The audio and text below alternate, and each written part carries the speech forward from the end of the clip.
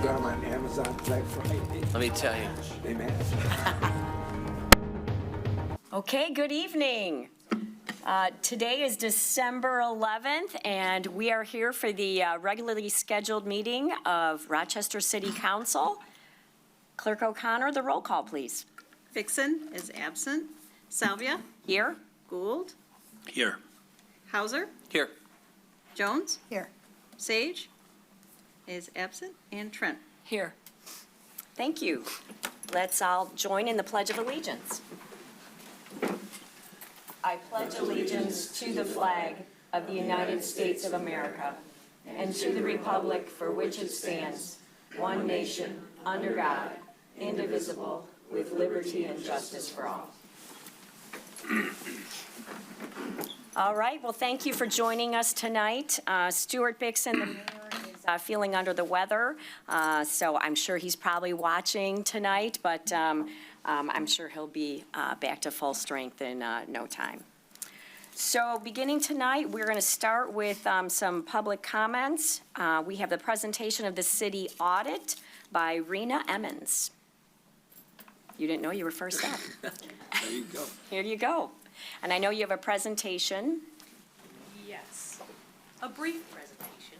Okay. And for council, in the past, we have gotten a hard copy at the meeting. They're working through there's been some changes to the format, so we will be getting a hard copy. And Rena is available if we want her to come back to a meeting in January after we have that hard copy and review it, but it was important to get it presented in this calendar year. Yes, good evening. Again, my name is Rena Emmons. I'm a partner with PSLZ. My pleasure to be here this evening with Rochester City Council. A little different format than usual, but actually I felt it was kind of nice when I was putting the slides together because it is a little different, give you a little historical context on where the city's at instead of going through voluminous pages, which you will be receiving shortly. So.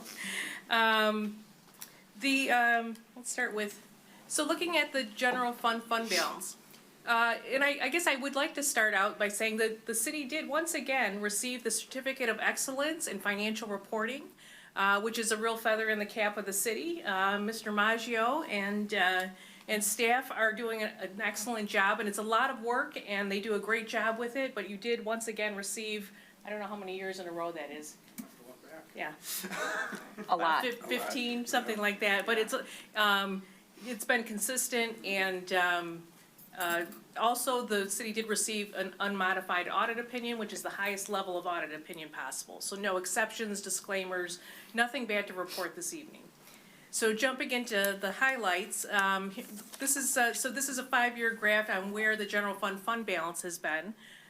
Pretty consistent. You'll see some drops, but the drops were planned. Those are capital years that you did significant capital projects. You planned them out. They aren't like surprises that you were hit with or, huge operational expenses, nothing like that. Your operational expenses are actually very steady and consistent from year to year, and it's been your capital projects that when you dip into fund balance, that's reflected there.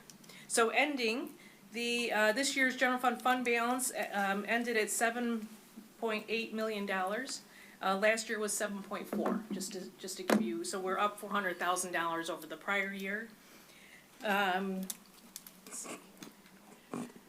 Also, the pension plan is something we typically talk about. So looking back over the last 5 years, you'll see that all the way to the right is this year, fiscal year 2023, which is 61% funded. And you'll see that it's a slight drop from the prior year. And that's really, so the blue represents the trust assets, and the gray represents your total pension liability.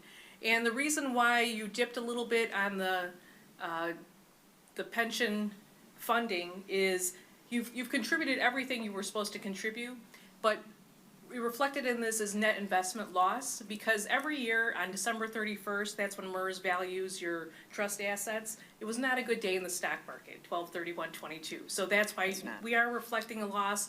You of course have made that up in since 12/31/22. The market did recover at the beginning of 2023. So next year, I don't think we'll be showing, hopefully, we'll knock on wood, at 12/31/23, the assets will be back up at market value, but at 12/31/22 is reflected here.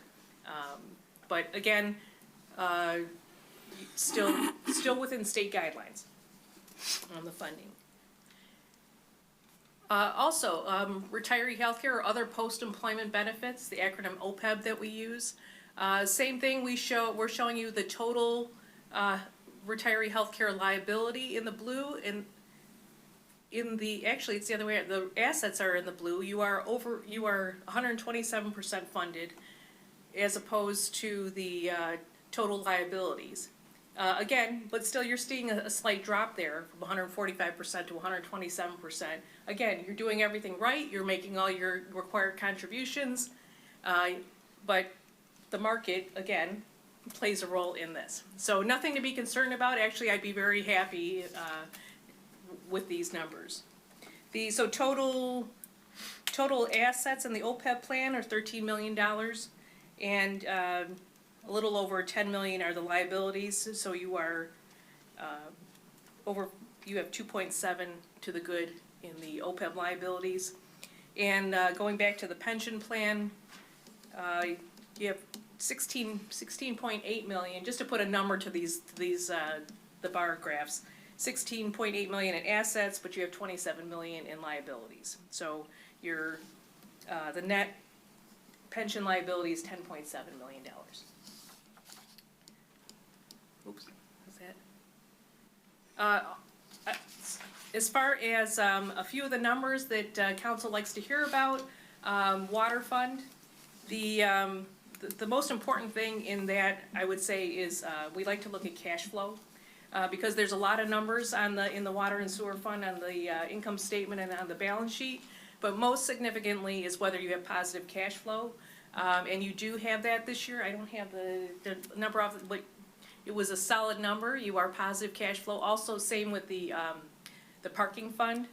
I know you typically like to know those numbers. You are positive cash flow, a little over 200,000 in that. You might see break even as far as if you look at the actual income statement, because there's about the same amount of depreciation. So we're right at break even this year as far as the numbers go, but positive cash flow. So with that, I'm happy to answer any questions. Council? And again, I'm happy to come back as far as specific questions after you've had a chance to look at the funds, and if there's anything that you'd like to address at that time as well, once you've had a chance to read through the voluminous statements. Great, thank you. Thank you for your report. It was excellent. Thanks for the good news, and look forward to receiving those books. Thank you very much.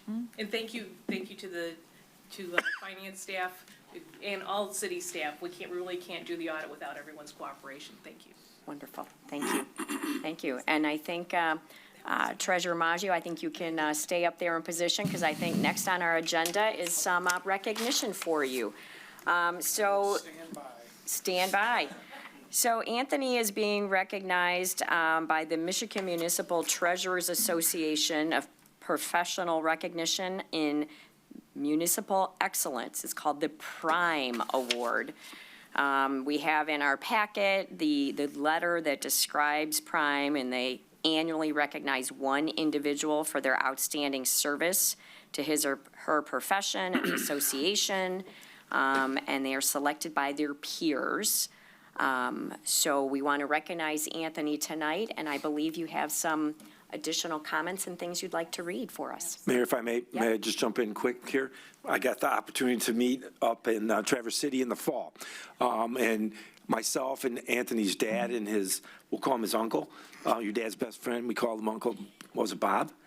Steve, Uncle Steve. So, all right, that's close. Uncle Steve. So we kind of snuck up on them, and they made the Treasurers Group made it a spectacular night. I mean, it's when you see how many people in that room, the professionals and the gratitude and the recognition, and he's a very humble man, and it was tough on him, and he had no idea we were going to show up. They kind of even hit us off to the side until they announced there were 2 finalists, and I got to give a speech up there about and recognizing, and Anthony was scared to death about that. So But we got through it. And just recognize that his peer that was up with him, they didn't know who won that award between the two of them. And her credentials were amazing also. But when they said Anthony's name, and then we came out, it was the emotion from everybody. It was just amazing. And to hear the journey he was on in that organization, which I'm sure you'll talk about a little bit, to get to that point. So sometimes when you're a prophet in your own town, you don't get recognized, right? So, and I know this council, especially this sitting council, talks about that. We don't talk enough about our accolades. Your staff and you all too, that's not who we are. Everybody, Christy's here, right? Christy, same thing. We don't need people telling us what's going on, but our joy is seeing the success, the economic values, the vacancy rate, the recognition from your peers. So it was a great night. It was worth the travel. I went up there and came back the same day. I had to be there to see it. And then to feel the energy from everybody in that room for what he has done for that organization. And then all the other things. And Marcy Marwaki wrote the application that will bring tears to your eyes. So many things you don't know what Anthony does, whether it's in his private life, with his family, with the Michigan State Police, with the drone team, with the fire department, with the treasures.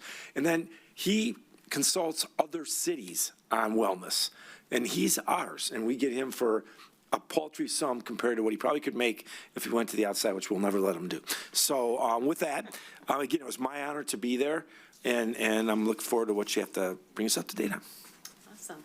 I am Tricia Wigglebazzi. I am currently the Deputy Treasurer of Green Oak Township, and I brought along the immediate past president of the MMTA and the Treasurer of Green Oak Township, Sue Doherty. And we had the pleasure of meeting Anthony's family tonight. So I think I can agree with Nick. I unfortunately couldn't be there. I had a sick family member at the Prime, but I was last year's Prime winner. So I was number 36 of prestigious out of 43 years that we've been doing it, and Anthony is number 37. And I can't say enough about, I was on the Prime committee, and when I got the submissions of who was going to be, chosen just to be as, in the running for this award, I was truly honored that Anthony was one of them. Anthony and Marcy, and I don't know who Marcy is, I need her to, hi Marcy, I'm Trish. We've emailed a lot. I have to say that he's on the board. When I was president of the MMTA, and I just recently came off 2 years ago, Anthony was a great addition when he got on the board in 2019. He gives a lot to our MMTA association, the Michigan Municipal Treasurers Association. His knowledge. I mean, between legislative and anything that's going on with ARPA funds and GASB, and I mean, he's the go-to guy. I mean, that's what we call him. He's the go-to. If you need a question answered, Anthony is our guy. He's done so much in the association when it comes to the decision-making. And so what the Michigan Municipal Treasurers Association does is we educate and make decisions for all the treasurers and finance directors in Michigan, which is now 800. There's 800 municipalities, I think, in the state of Michigan, and all of them are members, and we have over 1,500 members, I think, on our association. And he is a part of that education and the education points that people get. So this Prime Award, and to have somebody in your own community that's also a member of our association, recognize him and send this letter, it means a lot. People recognize, and I mean, he has a pedigree in here that I'm not going to read everything. Obviously, Marcy has a wonderful letter that was written. There was a lot of stuff. If everybody wants to see the write-up that we did for MMTA, it's on our website that can be read. And it's just, it's never ending, because that's what Anthony does. He just brings a lot to the table. And I know I appreciate everything you've done for the association, but he's led several projects, obviously, you guys know, through the city of Rochester. The drone, I love hearing about the drone, and he's got his license. That's like the coolest thing at the board table. I don't get to see Anthony as much because I officially was off the board in September at the meeting, so that was pretty sad to, but I still do a lot of committees, so we can still be involved in committees. So in the past, he served on the Oakland County Treasurers.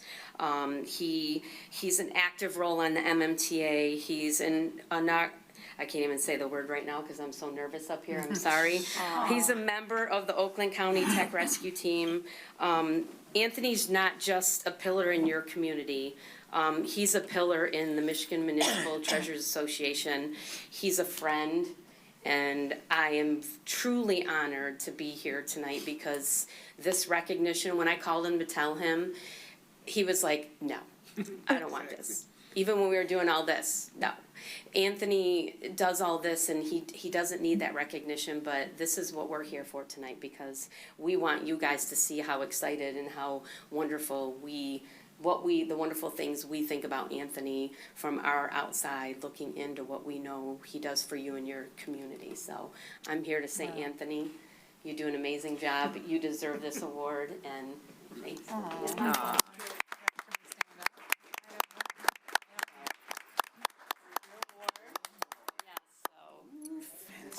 Yeah. Yes. Mayor Marcy's we have some other stuff we'd like to have you read it again in celebrations. Okay, well, we'll let. No, Marcy- No, take you the guys picture. Take Oh, the picture. okay, okay. Do we wanna come over here? Or do you want us? Do you want Yeah, council in it? if council would come down, that would be a really good Yeah. picture. Do you want us to take your phone down? And I'm sorry, I'm not a really good public speaker. Oh, you did great.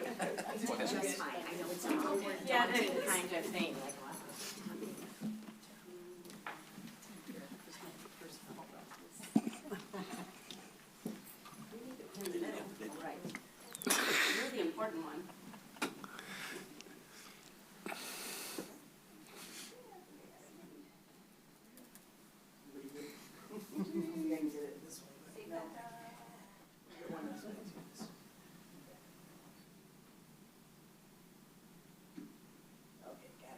Thanks so much, everybody.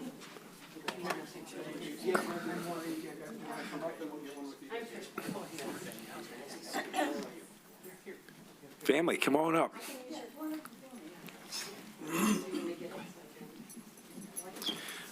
While they're organizing that, another thing that struck me when I was up there is the level of commitment from the past president, Sue, right? It's what you've done for the organization and the years that you've done it, and you keep growing the next generation. And to hear the speeches that were given, go ahead, you take your picture.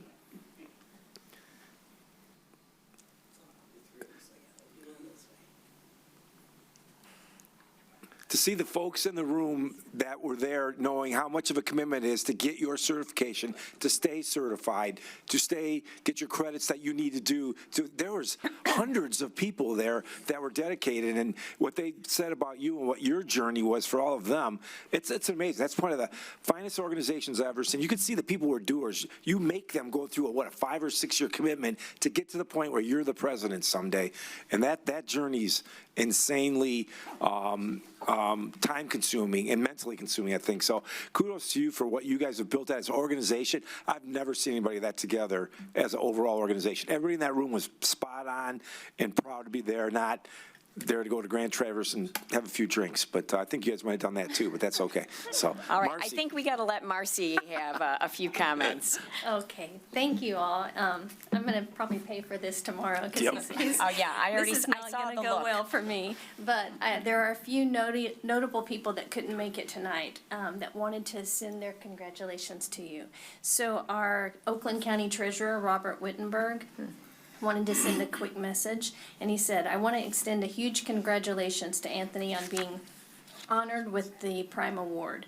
I am not surprised that the MMTA is honoring him because, as you all know, Anthony does so many things and does them all well. I joke he wears a million hats and finds time to get it all done." Robert said he graduated from the Basic Institute earlier this year, where Anthony led one of the programs that he serves as an education chair, and he saw firsthand the depth of knowledge and passion for the work he does. Anthony is a dedicated public servant, and he works tirelessly to improve the city of Rochester's fiscal stability and efficiency of operations. His expertise in finance not only benefits Rochester, but the surrounding communities, and he's grateful for the leadership skills that he exhibits when mentoring, advising, and educating fellow treasurers and financial professionals. He said he is very worthy of the award and says, "Congratulations, my friend." From Maggie Bobbitz of the Rochester Chamber of Commerce, she says, "Anthony, on behalf of the Rochester Regional Chamber of Commerce Board of Directors and members, they would like to congratulate you on receiving the Prime Award. You contribute to the success of the city of Rochester daily in everything that you do. and she's had the pleasure of collaborating with you on many occasions. Your enthusiasm for the community is contagious, and it shows in everything that you do. Congratulations, my friend. From James Vitorino, former Rochester City Manager. He says that Anthony's receipt of the prime, I'm also getting kind of choked up here, Tricia. That Anthony's receipt of the Prime Award is a great honor for the city. It's a prestigious honor awarded by the MMTA and recognized for extraordinary contributions and exceptional public service. Fewer than 2% of the municipalities in Michigan have had a treasurer win this award. It is always a great occasion to celebrate when the city employee is recognized in the top 2% of their profession. He goes on to say, I'll skip a little bit, but he goes on to say, if I had to choose someone to stand next to me in a dumpster fire of a problem, either figuratively or literally, he would choose you every time. And Lori Fisher, the president of the OCTA, she recognizes you and would like to congratulate you. She thinks that she cannot think of a more deserving member of the association to be honored. You're a well-respected member of the community and have earned a reputation because of your knowledge, initiative, and abilities. She goes on further. I'm going to give all of these to you. From the staff at Rochester, we want to congratulate you. It's a recognition, is a testament of your exceptional leadership qualities and unwavering commitment to the city and innovative vision. And I'm going to skip down to say, your willingness to share the knowledge and serve as a mentor within our professional community is seen through your active involvement in associations and boards, and it speaks volumes about your commitment to the growth and development of others. Your generosity in imparting wisdom goes hand in hand with your leadership style, creating a positive and supportive work environment that allows your team to excel. Once again, we congratulate you on this honor, and your achievements inspire us, and we're all fortunate to have a leader of your caliber guiding our department and the city of Rochester toward a brighter future.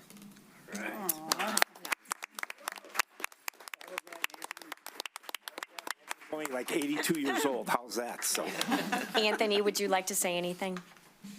Thank you, everyone. I appreciate it. Have a great evening. man, a few words.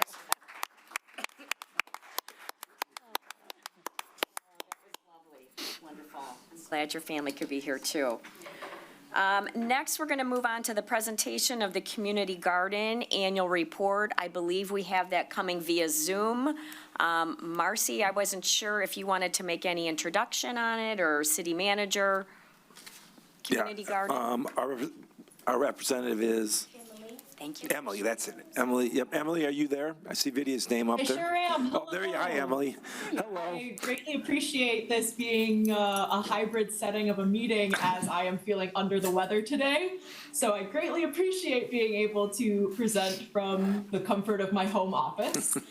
For those that do not know me, my name is Emily Williams. I am the Special Events Coordinator at Dinosaur Hill Nature Preserve. I am the mind behind the Halloween Hoot and other fun things like our community garden. So I wanted to kind of bring us through the community garden a bit here. We had a phenomenal year. All plots, save for one, were utilized by 79 families in our community, which is an incredible amount of usage. We had over 100 hours of volunteer involvement with the garden, as well as 80 hours of staff time with Dinosaur Hill. And overall, the city was able to bring in an income of $7,700, $7,762.31 for all of the income from the garden, save for any expenses. We only had about $2,000 worth of expenses, so that's not too bad considering everything. Many gardeners were returning gardeners, so we do have a community there that is really involved. And one of the goals that I have along with Dinosaur Hill is to kind of foster that sense of community and host more kind of networking events and socials for folks during the season, so that, you know, when you grow too many tomatoes, you have a neighbor to give them to. We saw a lot of strengths with, you know, the sun exposure of the garden. The ADA compliant plots were very much appreciated by all of our members that were able to utilize those. Many of our gardeners were returning, and we do have a wait list of about 10 gardeners that are interested in joining the garden for the 2024 season as well, which is always great to see because we look forward to including more people into this community. We have lots of opportunities, like I said, to include more, social events, education for, gardening or new gardeners, and to offer more abilities for sustainable practices such as composting. A few challenges that we faced was just a communication barrier, which is something that I know our team is going to be working towards, with things like locking the garden up after you use it and making sure that everybody knows what plot is theirs, and ensuring that security is all set with the garden as well, and all things are utilized and taken care of, like our hoses. As unfortunately, the hoses that were added in with the new renovations that were done a few years ago were not as well taken care of as they could have been, so they are not the most effective hoses, but that's something that with a little bit of education and a nicely typed up sign, I think we can remedy for the future. So if anybody has any questions or any thoughts, I would love to hear them. All right, thank you, Emily. Thank you for your enthusiasm. I love it. Council, any comments, any questions? Councilmember Trent? Yes, I guess I was not clear how to read the costs. I mean, there's an income of $8,960 and then expenses of about $1,200. So what does the city pay Dinosaur Hill to, I mean, you're working for Dinosaur Hill, there must be a management fee, is that, how does that work? Correct, yes. The expenses are mostly the staff upkeep for Dinosaur Hill. So the city pays about $1,000 to Dinosaur Hill in a grant for tending to the garden. And then the other about $200 was for like soil, compost materials, just other little upkeep items. So it's almost like, so it looks like then the garden income would go to Dinosaur Hill, I'm assuming? Is that, and then a few. Marcy can help with that. Yep. How does it work out? Thank you, Emily. Good report. So basically, what doesn't show on here is what the city invoices the community garden or Dinosaur Hill for. So we invoice them for, they have 190 plots that were rented. We charge them for $10 per plot. So that covers the expense for our mowing and some of the work that the DPW does. So $1,900 is going to come back to the city. An invoice went out today for that. I just wait till after the annual report for that. But we also supplement for the Dinosaur Hill Nature Preserve, $28,000 a year. So we cut them for $7,000 checks per year for their other programming, not only the community garden, their other programming. Oh, okay. Yeah, no, it's a great, I mean, this is a very good deal. It's an excellent, the community loves it. I just was wanted to know how that worked out. And it's, wow, it's better than I thought, of course. Tremendous demand. It is. Yeah. And was there something I read about expansion or, I mean, the fence is up, so I mean, it would be quite an undertaking. There's a few little areas up front, maybe? We fenced it in with the anticipation that at some point we would be growing some additional or building some additional beds for it, but we just completed that renovation project last year. Yeah. So we'll not be building the beds in the next year, but we do have an additional phases, and we have plans for some fundraising. Last year we did a t-shirt fundraiser and raised some money to offset some of the costs for that renovation. We plan to work with Dinosaur Hill, Emily's group, and have another fundraiser opportunity in the future. Okay, great. Well, thank you, Emily, and for all the. On behalf of Dinosaur Hill, I would love to just offer our services for any kind of fundraising in that respect with the garden. And I look forward to coming to more city council meetings and just sharing what we can all do together, because I really think that it takes a village to make good things happen. Well, it's a wonderful partnership. I really appreciate everything that you do, and like Mayor Pro Tem Salvia said, I love your enthusiasm, love the community garden. It's really a nice space and a nice service to the community. Anyone else? Well, for my part, you said a buzzword that I've been noodling on myself. You said the word compost. So I would love to see more of a collaboration or partnership even between our farmers market and Dinosaur Hill, and it probably would involve DPW, but I really think we could do more as a community on composting. So that would be my ask for the years, to think about composting for our residents. Love it. You got it, Nancy. And I've got Marcy's email information, so I can definitely follow up on that. Great. And Marcy, thank you for taking this project kind of under your wing. So thank you. Absolutely. Thank you. Thanks, Emily. Thank you. All right, so moving on, time for public comments. Do we have any public comments for items that are not on our agenda? Brian, do we have any callers on the line who would like to comment? Thank you. I'm not seeing any hands raised at this time. Okay, wonderful. All right, moving along on our agenda, we'll move on to the approval of the minutes, consideration for the minutes of the regular meeting of November 27th, 2023. So moved? I moved to. Moved by Councilmember Trent, Support. support by Christian Hauser. Councilmember Hauser. I'll turn my name tag a little bit. Oh, yeah, turn it this way, thanks. Clerk O'Connor, the roll call, please. Salvia, Yes. Gould, Yes. Hauser, Yes. Jones, Yes. Trent. Yes. Thank you. Next is the schedule for the 2024 City Council regular meetings. Note for council, there are 2 Tuesday meetings next year. One is around Memorial Day and one is around Lanyap. Do we need a motion to approve this? Yes, Your Honor. Councilmember Trent? I'll make a motion to approve the regular schedule for 2024 for the Rochester City Council. Second by Councilmember Hauser. Yes. Clerk O'Connor, please. Salvia, Yes. Gould, Yes. Hauser, Yes. Jones, Yes. Trent. Yes. Great, that passes. All right, moving on to public hearings. We're going to have 2 public hearings tonight. The first one be for the special project and site plan approval, consideration for the 333 East 3rd Street. A lot of threes in this project. So I believe we have the architecture Chris and Mr. Rewald with us here tonight. So to begin, City Manager, do you want to open this Sure. up?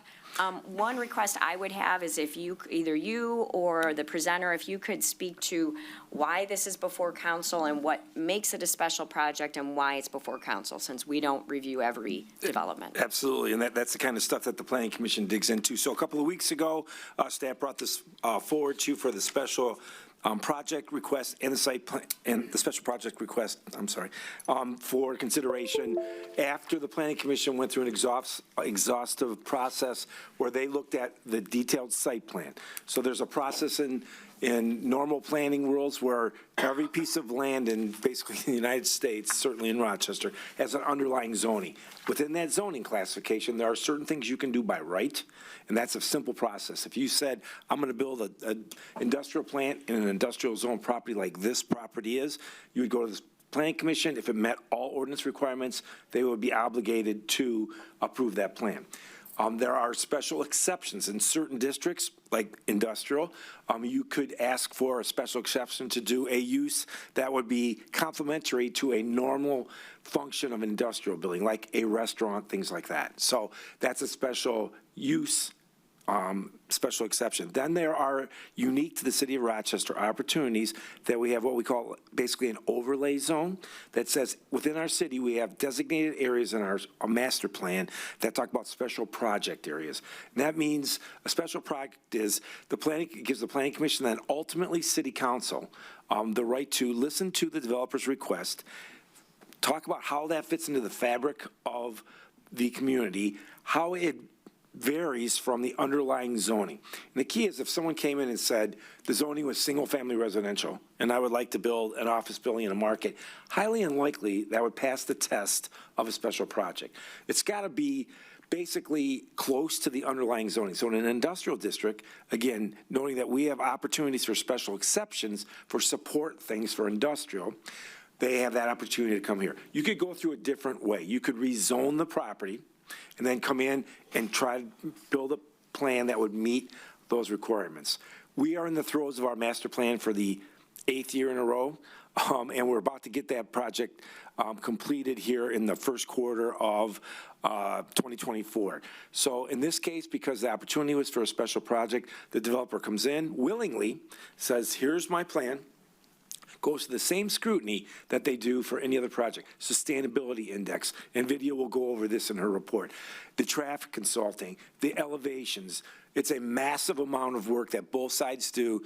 Chris has been an unbelievably good architect. The Rewalds have been very willing to, we've got a product that's morphed many times already through the presentations with Plan Commission. It was tough. It's a little frustrating sometimes for developers, but in the end, I think we'll all agree this project, when you see it in its entirety, is a great addition to what we have in our areas. So that's a very important area. It's our pseudo downtown. It's on the edge of our core downtown, and everything we do there tries to support the main businesses that we do downtown. Part of the give, after they get through the sustainability index and the traffic studies and things, that they have to say, what am I going to give to the community voluntarily that makes sense, both for them and for the community. It's not a dollar figure. We don't ask them to write a check for anything. We say, what can you identify within the area that you will benefit as a property owner, and the city residents and businesses will also benefit from. So this one was a little tougher because there was a lot going on down there. What we settled on was Christie talked to the folks at the Lions Park. They gave us $75,000 decades ago to name, for naming rights, of the little park that the city owns when you come over the bridge and you're headed towards the mills. There's a gazebo. There's kind of a sunken area with some stones, not very well used. We've tried to program it in the past. It's pretty lame. So, but it's the city's property, but the DDA maintains it. So Bart goes down there, and we cut the grass and things like that. And Bob Bloomendale a few years ago refurbished the gazebo. Still needs some love. So when we talked to the Planning Commission, we talked to the Lions, we talked to the community in the area, and with Rewald's headquarters being right there, the give that will be part of an approval, if we in fact approve this tonight, conditioning will be this. They will upgrade the gazebo, make sure it's painted, clean, et cetera. Landscaping in front of the gazebo, it's pretty barren right now. Landscaping on the edges, evergreens on the edges to kind of frame in the little patio area. A gazebo for shade over the gazebo. Run electricity there, because right now you can't do anything because there's no electricity. And then we talked to DEQ, and they're going to open up a vision to the river. It's a great spot if you're sitting there reading a book, and if you could see the river. They're going to keep the underlying brush, but we'll be able to see the river. And to do that, we put a price tag of about $15,000 on it. We don't want their check. We want the work to be done, and they've agreed to that. So Chris will read their letter into the record. That would be their gift for the community. Also, it's a brownfield site. So a lot of communities would just accept that and say, hey, you're cleaning up dirty soil. This is phase 2 of the big development. But they went beyond that to say, we'll give a little bit more. We'll lanyap for you, if you will, on this site, because that park's important to us. And it ties in now behind their office building to get to the new facility. You'll see it's all tied in with sidewalks, et cetera. So we feel like that's a very good gift for the project. Chris, Mayor, if you'll let them go through their presentation, the public will be able to see what we're doing. Vidya will go first. She'll give you her Planning Commission. The way she does it at Planning Commission kind of goes over it in summary, and then you'll all be up to speed as to what the Planning Commission did. So, Vidya, if you will, please. Sure. Thank you, Nick. Members of the council, good evening. I think Nick gave a pretty good summary of what a special project is. I will go over the salient details of this project. I'm sharing the site plan on the screen before you. So the proposal is from Rewald and Sons to build a new 2-story, 28,000 square foot mixed-use building. The site is approximately 1.62 acres, and it is zoned I1, which is Industrial 1 district. Like Nick said, there are some things called principal permitted uses or uses by right.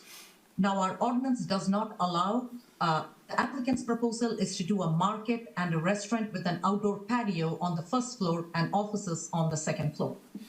Our ordinance does not permit offices as a principal use unless it is done in conjunction with an industrial operation.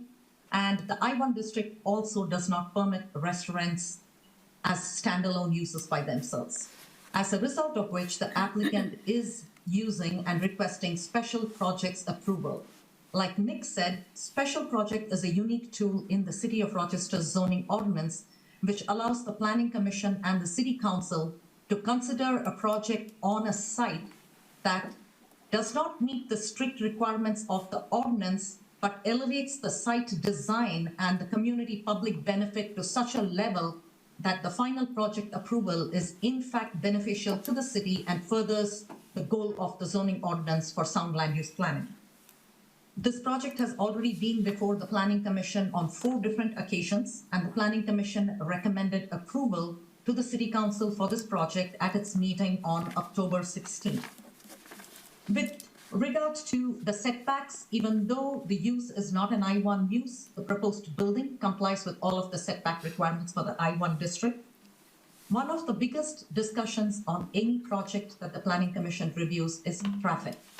Traffic is an issue in the city of Rochester, not merely because of the new projects coming here, but the fact that the development that takes place in Rochester Hills, Auburn Hills, and all of our neighboring communities ends up funneling down Main Street, Letica, Parkdale, and the other streets, creating more traffic on the city's roads. The traffic issues in this area were pretty well documented, and one of the biggest concerns being where East 3rd Street intersects with East 2nd Street. When the applicant originally came before the Planning Commission, they actually offered to put in a traffic light at this intersection to help address this concern. However, when the Planning Commission discussed it further, it was determined that a light at this corner, especially with the fire department located right there, might actually create more of an issue and a traffic concern rather than not having a light at this time. So a light was determined as not necessary at this time until the Milltown project is development to the site sometime in the future. In order to address the traffic concerns, the applicant, in fact, has decided to restrict the turn movements in and out of this access drive and the turn movements at this particular intersection. This determination of what the traffic control measures should be was taken by the applicant, working with Nick and the city's engineers and looking at all the traffic patterns in the area. So addressing the traffic that this site generates is a part of the whole review of this project itself. As Nick mentioned, the site is well connected with a network of sidewalks. There is a network along the Strike's Water Street frontage. There is a full sidewalk, 5-foot sidewalk along East 3rd Street and East 2nd Street. There are also sidewalk connections between the proposed building, Revolve headquarters, and also going on to the residences at Royal Park. If you can see this where my cursor is, there is a full sidewalk connectivity on this site. Based upon the size of the building and its use as office and restaurant, the site requires a total of 146 parking spaces. The parking lot you see over here has got a total of 79 new parking spaces. And the reason they're not providing the total 146 is because the applicant is proposing shared parking. Revolve headquarters is entirely an office building. In the post-pandemic era, we have seen that most offices are not back to 5 days a week in the office. Very few offices are back down to that. Most offices work on a hybrid schedule. So the applicant demonstrated to the Planning Commission through photographs taken at various times during the day, weekday, to show that the parking lot is barely occupied during the daytime hours, and in the evening there is literally nobody for the parking lot that was created for the headquarters. As a result of which, the parking needed for this site is going to be shared with Revolve headquarters and with the Mills restaurant. Because at the time, the Mills is at its peak operation in the evenings and the restaurant at its peak operation, the office users are no longer functioning. They've closed for the day. Between the 3 sites, there are a total of 319 parking spaces, which we believe is more than adequate to meet the needs of all 3 buildings and the uses proposed in them. This new use alone requires 4 handicap accessible spaces, and the applicant has provided those 2 at the main entrance, and based on Planning Commission's recommendation, 2 right next to the outdoor patio, so that the patio is also barrier-free accessible. Architecture was one of the most important points of discussion on the site plan, simply because the site is located in close proximity to the Mills, which is a 120-year-old plus building. It was built in the 1896. The applicant wanted to make sure that the architecture that they are proposing, I'll try to minimize it so you can see all the facades. The applicant tried to propose an architecture that is in keeping with the style of the mills without actually trying to compete with a building which has got a character that only history can build. Now, the proposed brick color is almost a match to what the Mills restaurant has. The applicant has designed recesses in the brick walls, creation of columns, a balcony type feature, and this is clear glazing in the balcony. For the purposes of rendering, the applicant has shown it as opaque, but this is clear glass rendering. And there is also screening, so no rooftop mechanical units are seen. The Planning Commission wanted to have an idea of how this building is going to look when viewed as a whole with all of the buildings in the corner. On the screen, you can see this is the proposed new building. This would be the Mills restaurant, and this is the Rewald headquarters building. When seen in conjunction, the proposed building's architecture with its high quality materials is in keeping with the image and the look for the area. The applicant has also got a detailed landscape plan. You can see in these renderings itself, the trees shown over here are true to what is being proposed on the landscape plan. There are lots of decorative shrubs, trees. On the first image here, these are all trees. The applicant has made them transparent so you can actually see the building in the background. But the site will have a significant number of trees and landscape islands within the parking lot. At the corner of Water Street and East 3rd Street, the applicant is creating a small plaza type area with low brick walls, seating walls kind, and it's got a sidewalk connection to the main building itself. Also next to the outdoor dining patio area, there are bike racks. There is going to be a bench and the creek flows right behind this building. So that also adds to the site as an amenity. I'll go back to the site plan itself. One of the items the Planning Commission discussed was the location of the trash enclosures and the mechanical yard. The reason they are placed in the southeast corner of the building is because of the southern exposure, sun exposure on the site, and the fact that a patio that is placed over here will be too close to, do you see these 4 circles over here are the underground monitoring wells. As Nick mentioned, this site is a brownfield that was cleaned up. As a cleaned up site, it needs regular monitoring in order to make sure that there are no toxins in the soil, and the monitoring is ongoing. So placing an outdoor patio in close proximity to an environmental well that is constantly monitored did not seem to be suitable. So the applicant has placed the restaurant patio on the north side of the building, which creates a better ambiance right next to Paint Creek. And it's more secluded and more private than being placed at a street corner with the associated traffic.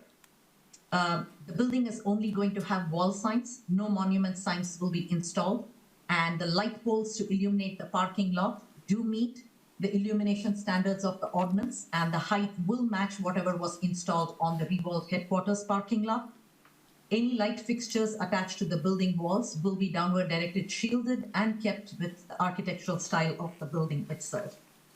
And finally, as a special project, one of the most important things the project has to deliver is what Nick quantified as public benefit. Public benefit means, what does this project contribute to the city above and beyond a regular site plan? This has to be a benefit that can also be enjoyed by the applicant's property and also by the city at large. And the applicant has been working with the city, and I believe at this time, improvements to the Lions Park is the contributed public benefit in addition to reusing a brownfield redevelopment site. Finally, all projects that go through the special projects approval do need to go through something in the city of Rochester called a sustainability evaluation. Sustainability evaluation is a 20 indicator point chart, and a project has to score 15 points or greater in order to be deemed sustainable. If a project scores less than that, Planning Commission works with the applicant to try and improve the site design and the amenities and the infrastructure improvements, etc., that are being proposed in order to bring it to a sustainable level. Based upon a review of this project, the project scored full points for all indicators pertaining to environmental health, physical strength, and downtown viability. It could not score full points for traffic because we simply did not ask for a traffic study on this site. At this point of time, the Planning Commission deemed that as not being effective because you would not get a true traffic count based on all the construction that is going on in the nearby communities. And also the applicant is not replacing any critical water or sanitary pipes because they're laying out new infrastructure on their own site. Based upon the total of the points on the 20 indicator list, the project score is 16.5 out of 20, which makes this a sustainable project. So at this point of time, the project is before the City Council for final approval after a recommendation for approval from the Planning Commission. I'm happy to answer any questions now or after the applicant's presentation. Thank you. And Madam Mayor Pro Tem, you can tell Vidya is unbelievably thorough in these things, and we work closely with her and the architects and the Planning Commission. So for poor architect Chris, we've said everything he needs to say, but that's okay. We want to see hear his story and the Rewalds, but don't worry about being redundant. I think it's good for people that are watching, and Vidya is so thorough that it's an awesome review. Thank you very much. Yes, as always, a good presentation, and not much left for me to say, but I'll do my best if I can remember which document to push here. Hold on. If you could just introduce yourself Yes, too, please. Thank you. I'm Chris Aller with AKA Architects. We're at 303 East 3rd in Rochester here. I'm Sean Rewald with Frank Rewald and Sons, also at 303 3rd. All right. So there's been a great presentation, very, very thorough. I think there's just a few things that I want to highlight to cover that haven't really been discussed much yet. This is the overall site. Once again, this is the proposed building here. We have the Rochester Mills up over here, and then the Rewald headquarters building up above it. And a lot of thought and effort and time and sweat have gone into this. We've worked a better part of the year with the Rewalds and the tenants to develop the plans that you're seeing here. And then, of course, the last 4 or 5 months with the Planning Commission to fully develop these ideas. So a lot of thoughts gone into what we're showing here tonight. Specifically, one of the things I want to talk about is where we located the building. Originally, we considered locating it on the other side of the property, making it more of an urban context over on the west side, west corner. But when we studied the overall area, we didn't really think that was a very active pedestrian zone. 3rd Street is actually pretty steep as you go west, as it comes down. The sidewalks are pretty small, not a lot of pedestrian activity. And then similarly, Water Street only has the sidewalk on one side. It's the back of some houses and businesses on the west side. And when we took a look at it a little bit more, the real pedestrian activity is on the north side of the site, just north of the mills. We have that nice brick pathway that connects water back over to the Royal Park. So we actually wanted to this building to tie into that circulation and really activate this corner. So let's see if this plan shows it a little bit more with a little less detail, a little more clarity. So this is the path that we wanted to tap into. And we have a nice walkway in front of the Rewald headquarters, and we wanted to extend that with a nice path and landscape path in front of our building that ties it down to 3rd. We also wanted to connect it to Lions Park with providing a nice little secluded path behind the building that brings you along the Paint Creek and then pops you up at the outdoor patio for the restaurant area. So we thought this was a better reaction to the site, locating the building up against the Paint Creek. It also allows the building to enjoy the nature of Paint Creek as well. Our offices are in the Rewald's headquarters, and we have a balcony up on the 1st floor. And I think we have the best suite in the building. Because when you're out on the balcony overlooking the creek, you feel like, you don't feel like you're in town, you feel like you're up north. So we wanted to provide that feature to the tenants of this building as well. A lot of thought and effort has gone into the 1st floor tenant so far with a market and restaurant. What you're seeing here is a lot of thought. The restaurant is on the back side. We do provide significant windows on the back side to open up to the Paint Creek, and we wanted the market to be on the west side of the building itself. And I think at our last meeting that we presented, I don't think I answered some of the concerns about the overall aesthetics of the building that well. So allow me to describe how we came to this, what the building looks like itself. You know, we were inspired by the Rochester Mills itself. We didn't want to copy it. We can't copy a 200-year-old building unless, you know, we had Disney's budget to do it. So, but we wanted to be inspired by it. We kept the same materials, the same rhythm, the proportions of the overall building, and the same window openings. That was important to us. And you'll notice that we have the smaller windows on the ground floor, not full glass, like you might expect in a downtown, like on a Main Street building for that retail space. The first floor tenant liked that idea just because it gave them more flexibility with the layout of the market itself. That, we're still trying to fine tune exactly what's going on in there, you know, where all the counters and bars are and things like that. And this allows them more flexibility in the space of possibly putting some counters up against that wall and not being limited by all that glass. And this is what, you know, we think it looks good. The owner and the tenants all agreed that this was appropriate for their needs, and we think it's a great building. It's been a lot of work, a lot of collaboration, obviously with the developers, but then also with the Planning Commission itself. And we feel that this would be a great addition to downtown and really revitalizing this corner of downtown, especially on a long abandoned brownfield site. And I think in conclusion, we'll end up here. This is a little bit better image where you can kind of see all three buildings together.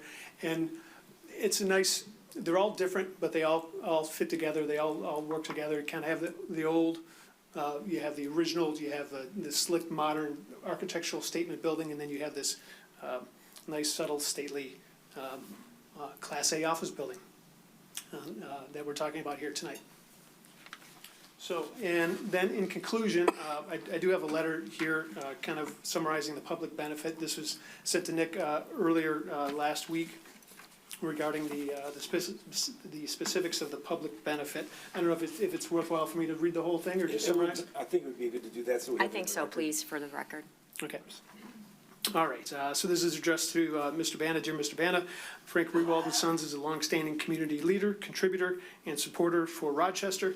The Rewald organization proposes a new building adjacent to their headquarters that will further engage the community and enhance the area. The goal of this building is to revitalize a long vacant brownfield site that contributes to the character and diversity of the nearby business district and reinforces the natural amenities of downtown Rochester.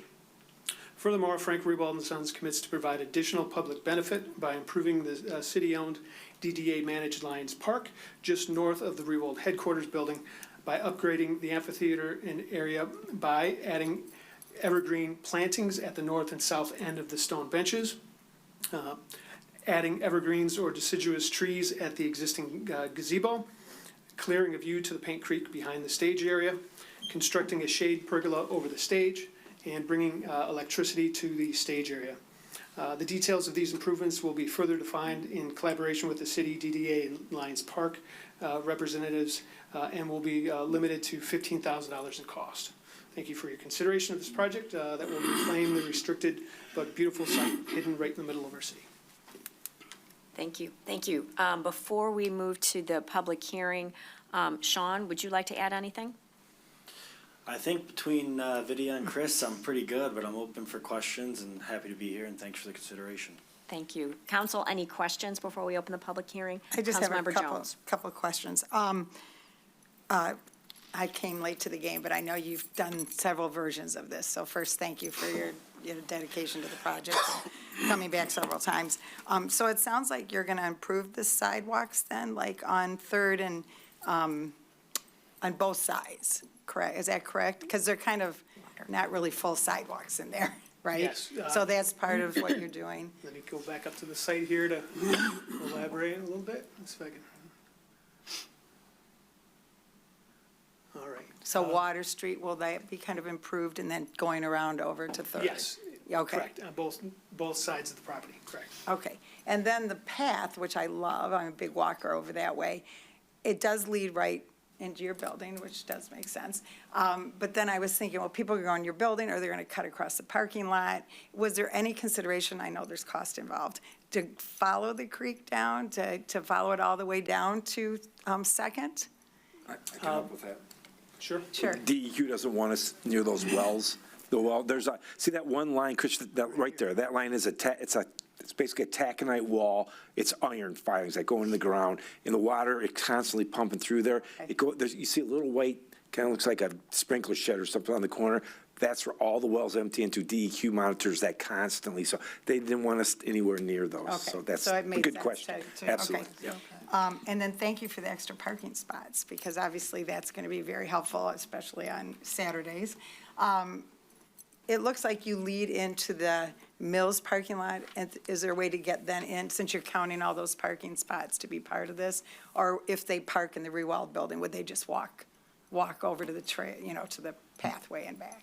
Yeah, I don't know, we'll have to figure out how it works. The parking lots aren't gonna be cordoned off or anything like that, and there's no discussion of labeling parking, Mills parking lot only or otherwise.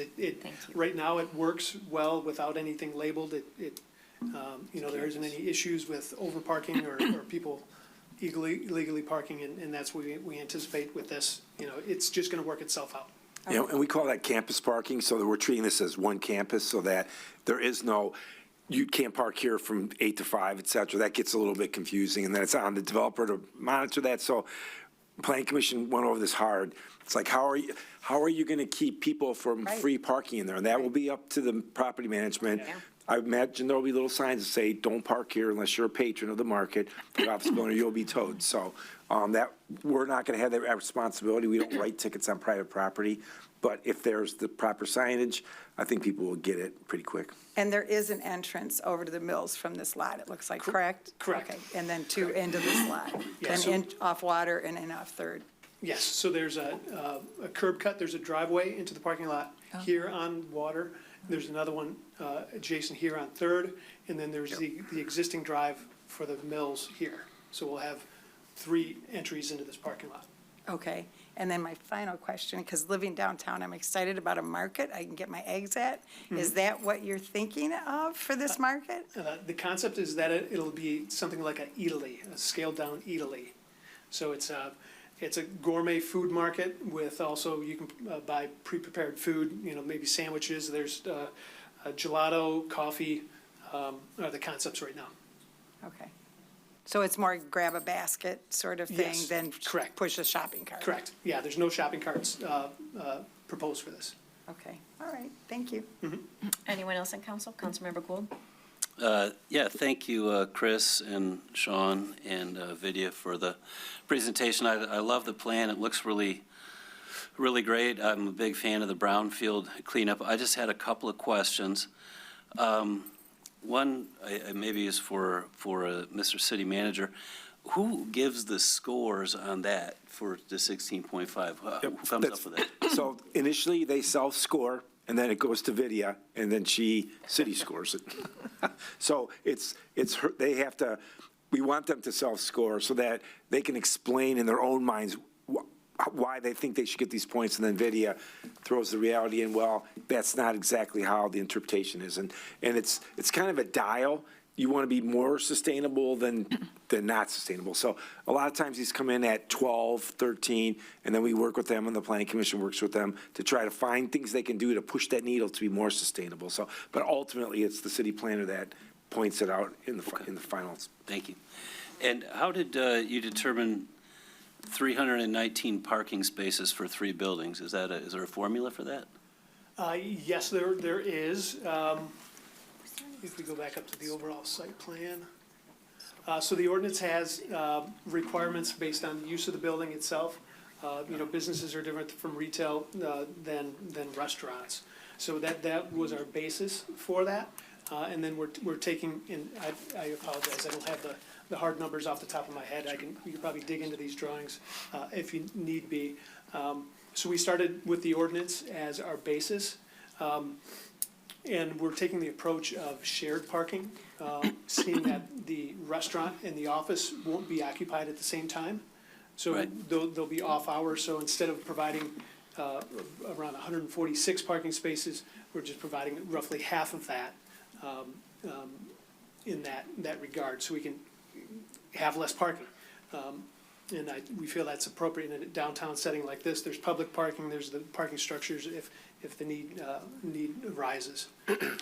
And actually, during the planning commission process, they asked us to reduce parking and provide more trees. So in that process, we actually, I think we took off maybe half dozen parking spaces to provide more trees. Right, so we have a very progressive ordinance, Councilman, that allow us for things like this, but you have to prove hours of operations overlap. And absolutely, based on some of our local residents that bike down there and walk down there, they're like, is there a way to get more trees connecting the corridor so it's not just all asphalt? And that's what they did. So we literally took more parking away.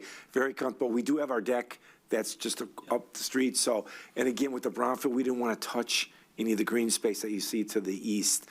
That could have been more parking, but DEQs stay away from that. You don't want to hard surface that any more than you need to. So we got appropriate buffers. They could have got another whole row in there, but Planning Commission was like, we'd rather have the green space instead. And again, being the owner of the market, you're not going to underpark that. It'd be not too bright to do that. So we came to that middle ground. They pushed a little bit like, we'll have a couple more spots, but the green that we got is a much upgrade on the parking lot.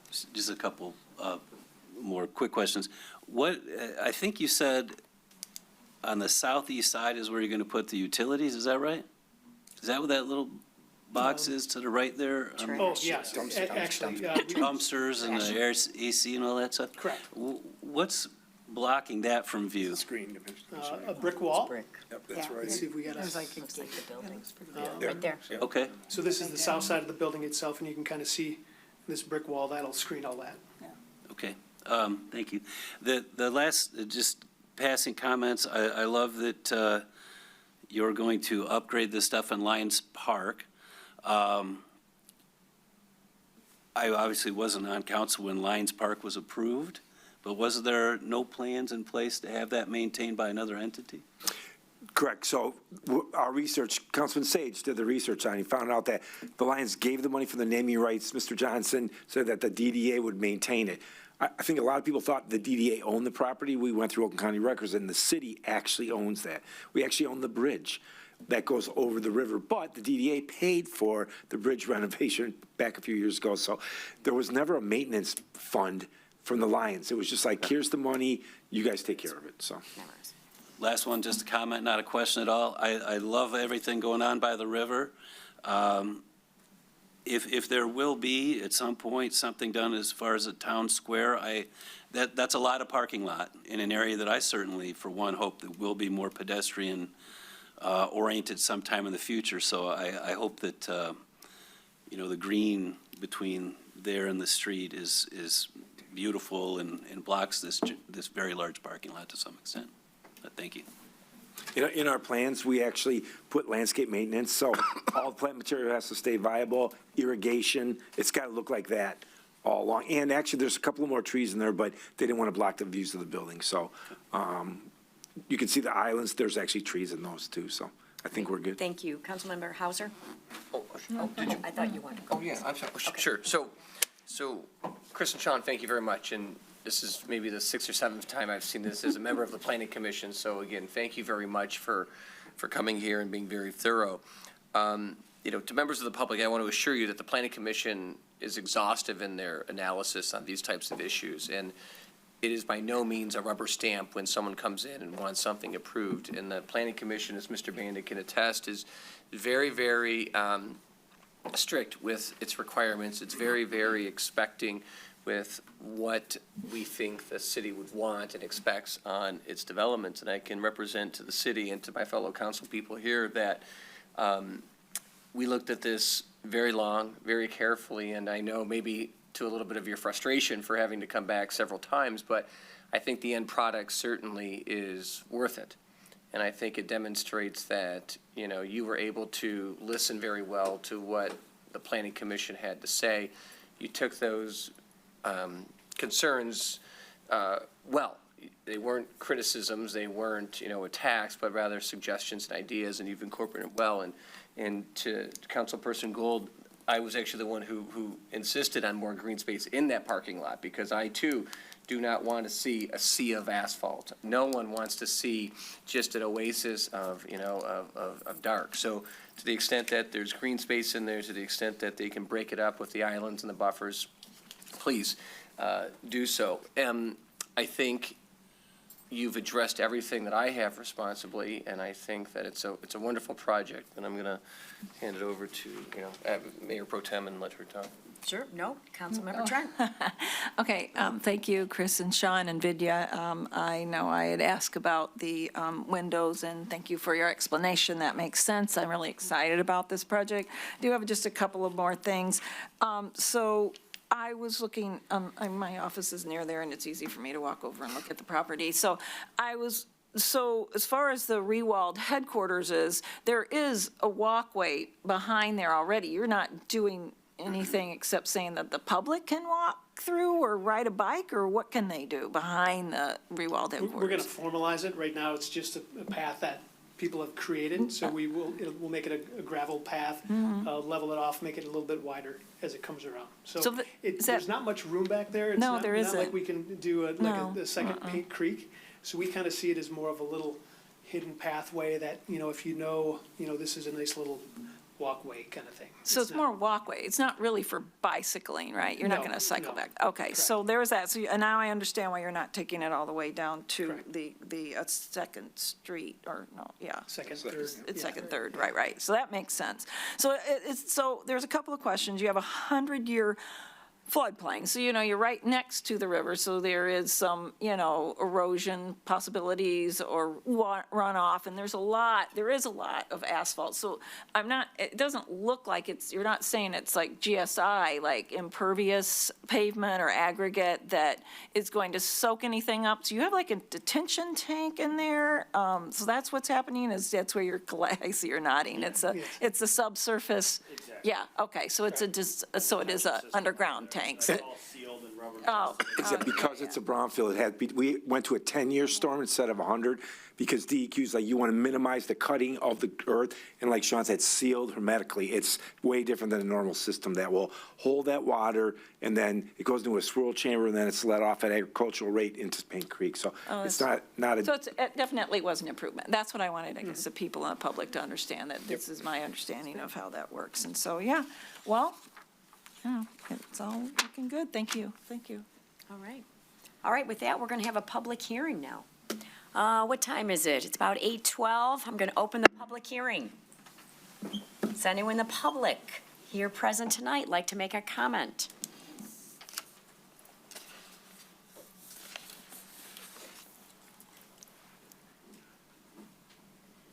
Ann Peterson, 233 North Alice, just a few questions. One, that farthest corner, the northeast corner up there, how far is that actually from the riverbed?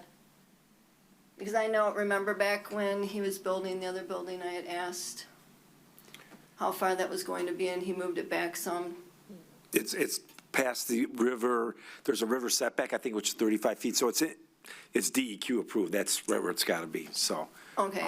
It just Chris, looks- it's not as narrow as it looks there. It's Okay. actually a little bit further than the building from the north building, but. No, that's fine, because I do know all that erosion over there. Also, because it is by the trail and everything, will there be bike racks anywhere around there? Yeah, Chris. Yes, we do have a bike rack and a bench Okay. in front. Okay, I thought I saw it, but I wasn't sure. And then trash enclosure was taken care of, setback, and, and how much clearing were they going to do there then because of that erosion along this end here? Yep, so basically none. So that's Okay. pretty stable. That's the good news about this. It's cut the trench, so they're engineered trench footings that are straight down, minimal cut, and then virtually not even any grading where the green space is at the bottom down there. Okay, awesome. I think it's a great project. I love how it's completed that whole entire corner, so I'm very excited. I'm very happy and appreciative for Rewald to bring this here. And I do think that this new building actually complements the other one that is going to be built down by the elevator plant as well. So very nice corridor that'll be there, so thank you. Thank you. Thank you. Any other public comment? Brian, do we have any public comment that has called in? Thank you. There are no additional callers. Thank you. All right, at 8:15, we are going to close the public hearing. Council. I would like to make a motion to approve the special project, consistent with the plans and drawings and specifications that have been submitted and the comments from Vidya. And then the special project give. And the special project give as it pertains to Lions Park, that's correct. Support? Okay, motion by Hauser, support by Councilmember Gould. Comments on my part. First of all, I love the tie-in to the trail. I think it's fantastic. What I hear in the public benefit that excites me is electricity. That just creates some opportunities there that really appreciate that. I think the use and the businesses in this area are really going to appreciate this development and what you're bringing to our community here. I do like the shared parking opportunity. And lastly, I just want to thank FRS and Sons for just being a great partner, a great developer in our community over a long period of time, and keep bringing great things to our community. Thank you. Clerk O'Connor. Salvia, Yes. Gould, Yes. Hauser, Yes. Jones, Yes. Trent. Yes. Congratulations. Congratulations. Yay, congratulations. Get the shovels in the dirt. All right, moving on to our second public hearing. This is the approval of the final draft of our 2024 through 2028 Parks and Recreation Master Plan. And I know Jeremy has worked on this, and we've got some other presentations, so who would like to kick this off? Yep, I would just like to, again, thank the team from McKenna and Jeremy and Alec, Mizikar, our Public Works Director. They really dug into this. We did one 5 years ago, and it was pretty weak, quite frankly.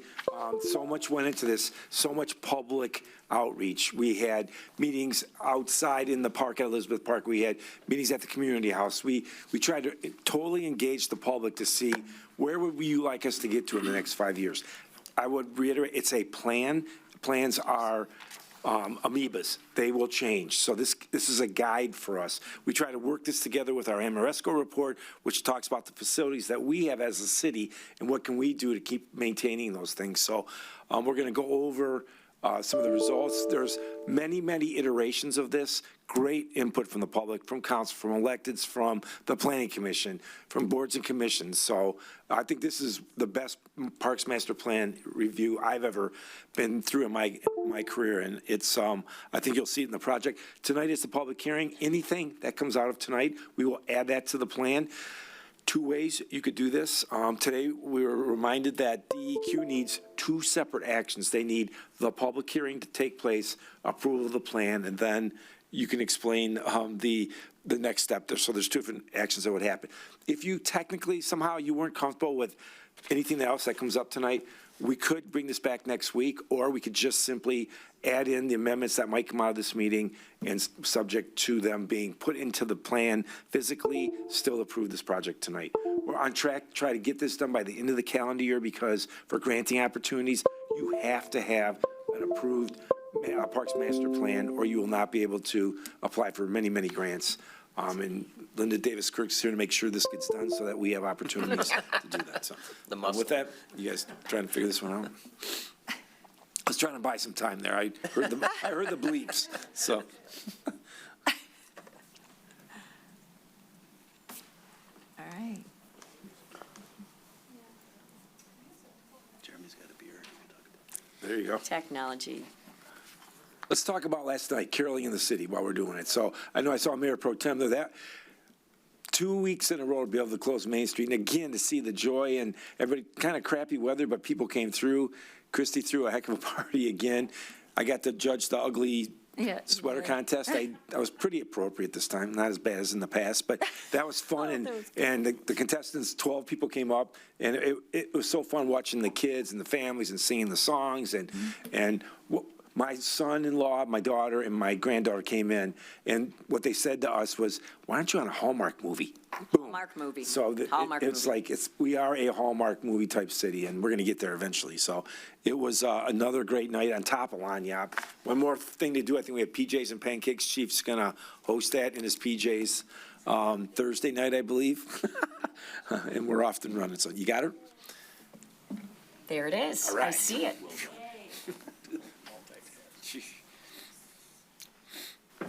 Got the city manager's report in there. Nice. Got the whole thing done. You're running pretty I know. Yeah. All right. Thank you for your patience. Good evening, and thank you for having me tonight. My name is Alexis, and I have been the project manager working closely with Nick and Jeremy on the Park and Recreation Master Plan update. So, tonight I just want to highlight some things from the planning process that we've undertaken for the last 4 to 5 months, and talk about the takeaways from that process, and then some next steps. So like Nick was saying, every year MDNR has a February 1st deadline for park and recreation plans that, once approved, make you eligible for grant funding for the next 5 years.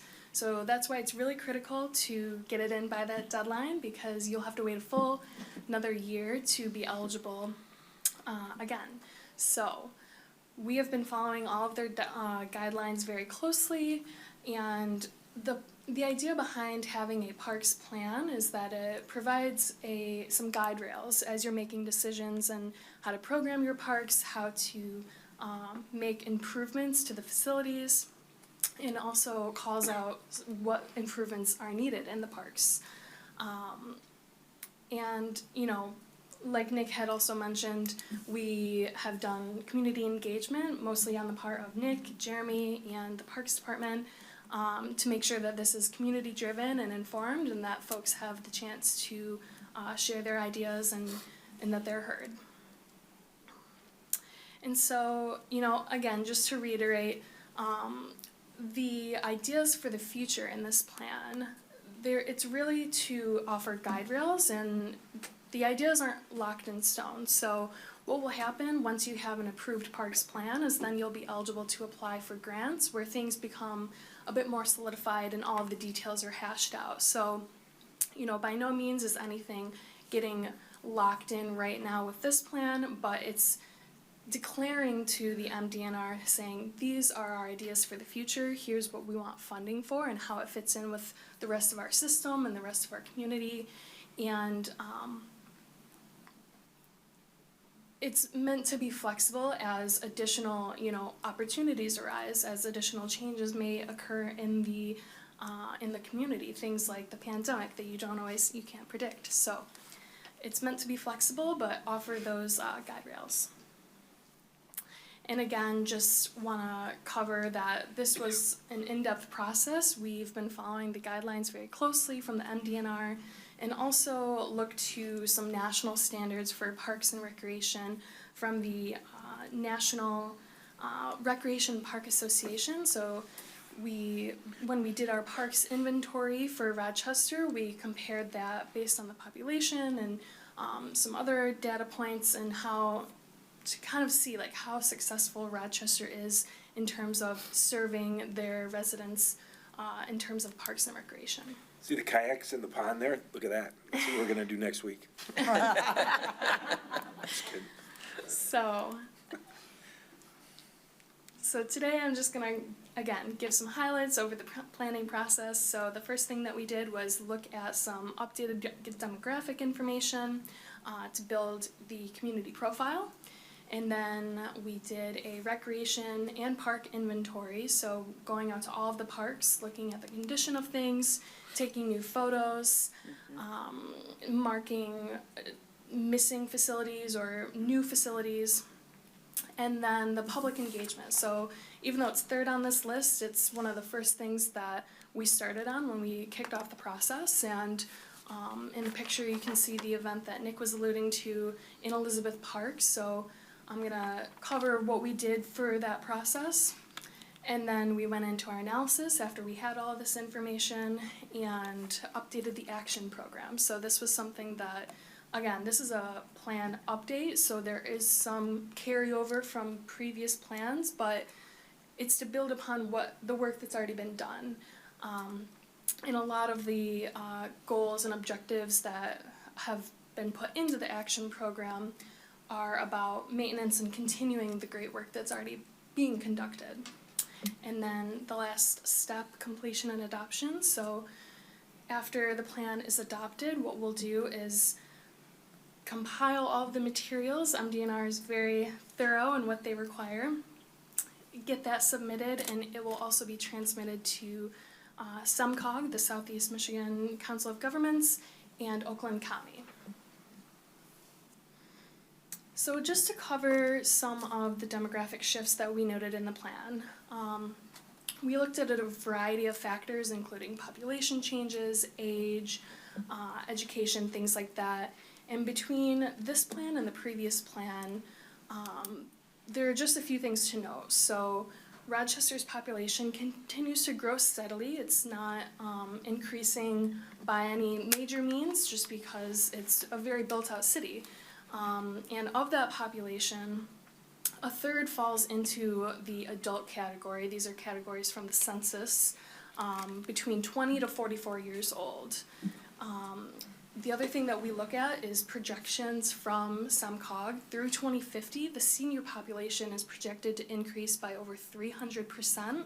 So that was a big takeaway. So all of this information informs, what kind of offerings are residents going to need. As they age, they may need things that are more accessible, and facilities the city might want to invest in may not be playgrounds, as the other takeaway that we saw is the very young children aged under 5 is projected to decrease over time. So as you have a growing and aging population, you want to make investments in programming accordingly. So that's what we tried to do with this plan. So just to cover the public engagement, and I'm happy to go as in-depth as you'd like and answer any questions about this, but we had an online survey. So with this was advertised across the city, both online, but also in all of the parks. So when someone was visiting, there was a sign with a QR code to say, hey, we're updating this, please give us your feedback. And we got 246 responses. So that's actually really great for an online survey. There were also stakeholder meetings that were conducted by the city. The public engagement was primarily conducted by the city, and myself and my team at McKenna supported them, but they were the spearhead on that effort. So they conducted stakeholder meetings and then also put on the Elizabeth Park engagement event. So this was held in the park. Residents within 1,800 feet of the park were mailed to let them know that this event was happening, to come out and share their input, because this was the park identified by the city as having the most room for improvement and kind of the focus for this plan update. And then over the month of October into November, we had our 30-day public comment period. This is something also required by the MDNR. So the plan was advertised online, and folks were able to submit comments on the actual full draft. And based on that feedback, we have the version that was presented to you. And in addition, we've also had several public hearings at Planning Commission meetings, and then the public hearing tonight. So all of this engagement builds a really strong case when you're going to the MDNR to know, so that they know this is community informed, this is what the residents really want. And then I did want to cover, so we had some changes and requested revisions to the plan that are not reflected in the version that you have in front of you, or that you have looked at in advance of this meeting. So one thing that we wanted to sort of beef up in the plan was the mention of the Rochester Community House. This, in addition to, it was mentioned in the plan, but we want to have a more expanded description of how they offer recreation opportunities in the city, including a list of their class offerings. There are planned future facility investments in the capital improvement plan, but we want to add some narrative and some context to that. So those are changes that I'll be making this week to the plan, but that are not reflected in the copy that you were provided.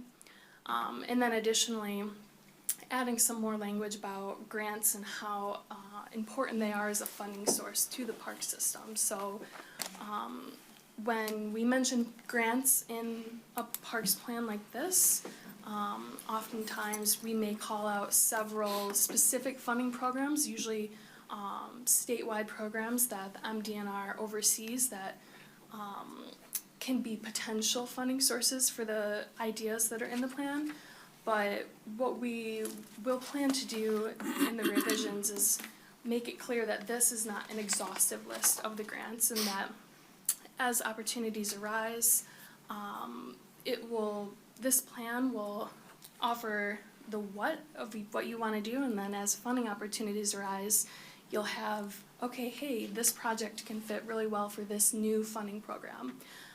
And that's why the city staff and administration has a really critical role in identifying those opportunities, and this plan is sort of serving as their evidence to say, you know, we've done the work, we've done our homework, here's what we'd like to do, and you can submit this information with those applications.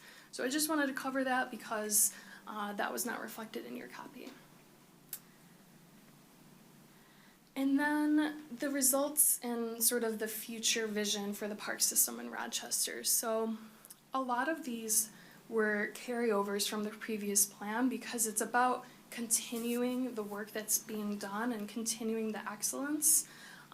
Rochester I was unfamiliar with before I started working here, and I was blown away by the facilities and Paint Creek and how it's all connected, and so there's nothing really drastically different in these goals than there were in the previous years, but it's more about continuing to expand universal access. There's the all-ability parks that are going in right now, and continuing to preserve natural areas and preserving the creek and exploring future park sites as they come up, and hearing about the Lions Park and the development that's happening there is really exciting. And so a lot of this is just continuing what's already being done, and having an updated parks plan will give you it'll empower you to continue to do this work. And then next steps, so we'll have the public hearing, and then it will be up for adoption. And like I said, we will be making a couple more revisions to the plan, and we'll get you that updated version. And then if adopted, once adopted, we will transmit to Oakland County and SumCog and have it submitted to the DNR by February 1st, before February 1st. That's all I have for you. Mayor Pro-Tem, if I may, and we're unique in that we don't have a recreation facility or group, right? So we're this collaboration with communities, Oakland Township and Rochester Hills and everything. So rather unique when you look on a plan, you'd be used to saying, we have a basketball facility, we have a paddleball, we have a pickleball, but we depend on so many outside entities, not just physically, but the programming part of it. And with Ra and all they do with the children's programs and Raya and all those good things, we're unique, and that's what kind of is neat about it. The fact that we were able to morph Anthony and Marcy to find over $1 million for an all-abilities park, and we had never identified that 5 years ago. But our staff is committed to, and this helps codify it, like find those opportunities. Linda's been great with us, and we continue to do that. And this plan, I feel like, reflects that, recognizes. We spent hours with OPC, with Renee and her group, and with David Word and the Arts Center, getting their input to make sure that it might not be mentioned in details, but it's identified as part of the partnership that we're going forward with. So hopefully tonight we can get through this. If not, like I said, if you need us delay a week, we could do it next week if you want to see more things in writing, but that's your guys' call. So, City Manager, if I could clarify, so I heard we're going to have a public hearing, but after that, we can have a conditional approval, and comments will be added, or we could have the public hearing and bring it back. I thought I heard there might be a third, or just the two. That's it. Okay. All right, so let's, for now, council, if you have any questions about the process, and then we will have the public hearing, or you can also make your comments during the public hearing. So, Councilmember Jones.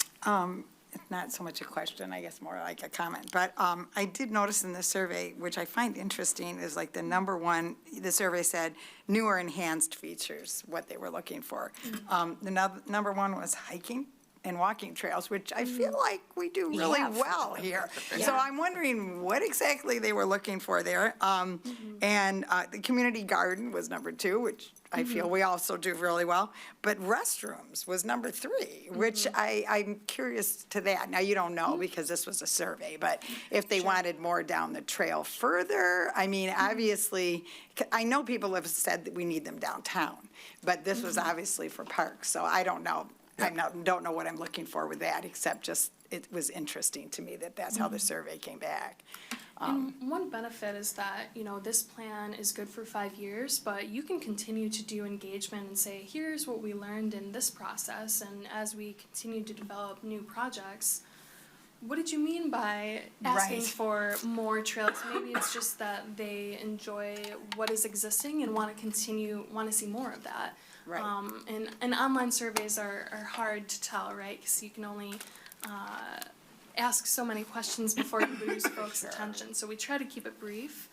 And I think with restrooms and any public open space, that's always going to be a need. So as you're developing specific projects in the future with the funding that you may be able to get with this plan, those are the details that really get ironed out once a specific project is selected. And we might have even been talking a little bit about with Trails Dinosaur Hill. Sure. Because they did just make that improvement. And I'm yeah, thinking that that's the place that you actually trip the most often is in Dinosaur Hill. And then one other quick comment, because I really feel strongly that we really take care of our seniors in this community with our stellar OPC. We have the park for the little ones. I'm glad it was on here and it's in your plan for the skate park. You know, I really feel like where we're lacking is a place for teenagers to go. So Absolutely. I like that that was put in there. I like that it was ranked like fairly high by the public that they would like that, although dog park is really big in there too, which we don't really have a place for a dog park, I don't think. Sure. But anyway, I just wanted to give my shout out for a skate park. Thank you. Any other questions on Councilmember Just one, so as Mayor Pro Tem Salvia was speaking, that the community house, expanding that, because that language to be able to, you know, get maybe more into a grant or get more response from a grantor. So, for instance, community house, so if you wanted to do anything, for instance, for the Dinosaur Hill Nature Preserve building, we've mentioned it. Does it need to be also expanded to, you know, the language there? Or are you saying that just because it's in there, that you could say to the, you know, MDNR or SEMCOG, hey, we have it in there. We didn't have a full plan, but there was interest in the community, and now we know what we want. We just didn't know when we did the Parks and Recreation Master Plan. Is that how that works? Does that make sense? It does, yeah. So, you know, with all of the partners, like Nick was saying, Rochester is very unique in that the park and recreation system is not just a product of the city, it's a product of the city and many partners. And so what I meant by expanding on the community house specifically is that there are allusions to it and it's mentioned in passing, but there isn't a specific section on the community house. Whereas with Dinosaur Hill and OPC and RARA, there are. And so we wanted to provide more context, more detail, because we want to recognize them as at the same caliber as providing recreation services. Yep. Thank you for that. I appreciate it. I'm glad. Mayor Pro Tem, if I may, and it's funny that after the survey, you hit it. It was the Dino Hill Trails, and voila, we have the outside loop now beautiful. Next step, inside loop. So that was that. And the bathrooms came from the meeting that we had at the fire hall. It was the bikers saying, hey, we want bathrooms along the Clinton River Trail. And it's like, we get that, and we've thought about that, but it's a maintenance nightmare, it's a security nightmare. Did you know that a quarter mile off the trail, there's this bathroom, that bathroom, that bathroom? Well, we don't want to drive that far. Well, so that's exactly what happened. So comments in general, but once we educated also to say, did you know there's, in this municipal park, there's 4 places you can go to the bathroom. Right. So it's not right next to the place lot, but, so education, I think, but right on what you guys were saying. Okay, any other questions from council? All right, we are going to open the public hearing. Thank you, Alexis. That was an excellent presentation. Thank you. We're going to open the public hearing at 8:40. Any public comments here tonight regarding our Parks Master Plan?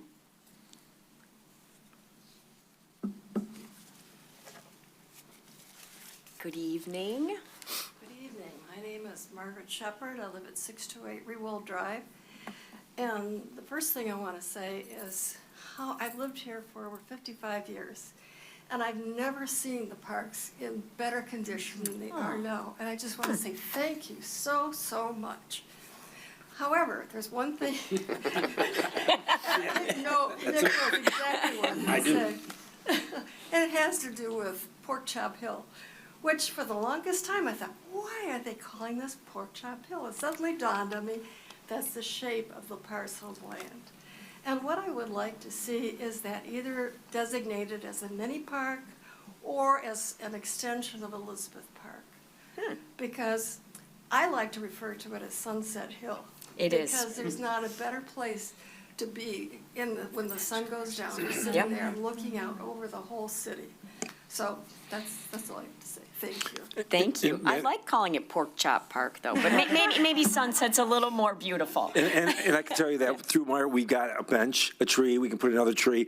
We have challenges there of the grade and then the overhead wires, but we were able to find species of trees, native trees actually, that we could keep them low and gussy that up a little bit. The wall was failing, so we want to get that stabilized, but there's a great opportunity there that we can use our own funding through the tree fund, sell another bench there as a sponsor, so duly noted.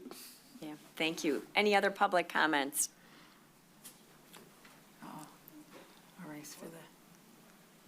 Bob D. Tomaso, 426 University, West University. I'm not a skateboarder. I know better than to maim myself, but every summer we go to Breckenridge, and there's a big community skateboarding park there, and there's a lot of people beyond the skateboarders. It's a gathering place, and it's really a nice place for the community. There's a lot of people that enjoy watching the people that think they're impervious to, to To defy gravity. And it's a lot of fun. I go every time and just hang out, and I meet people, talk to people, and it's a really nice thing. And we did say we've got little kid stuff, we've got things for older people. We do need something for that, those teens to have a spot to get together and, kind of have their thing. Plus, they would meet a lot of other members of the community. I think it would become, a community space just like the one in Breckenridge is. So. Thank you, Bob. Thank you. Appreciate it.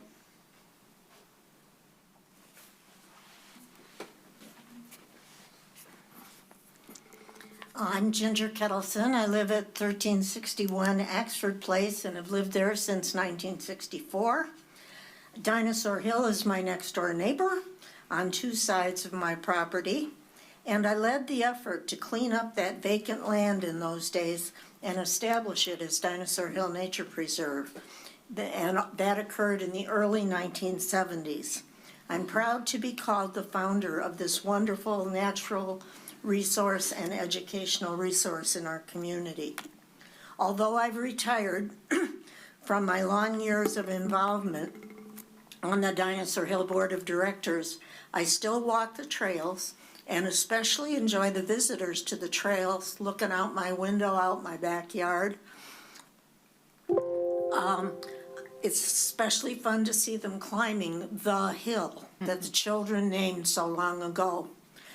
I'm looking forward to celebrating a 50-year anniversary next year since Dinosaur Hill's dedication in October of 1974. I hope that the city of Rochester and all the officials as well as all the citizens will get on board and enjoy that event, that milestone. The second thing I'd like to talk about is thank yous. I thank you for the incredible work on this master plan.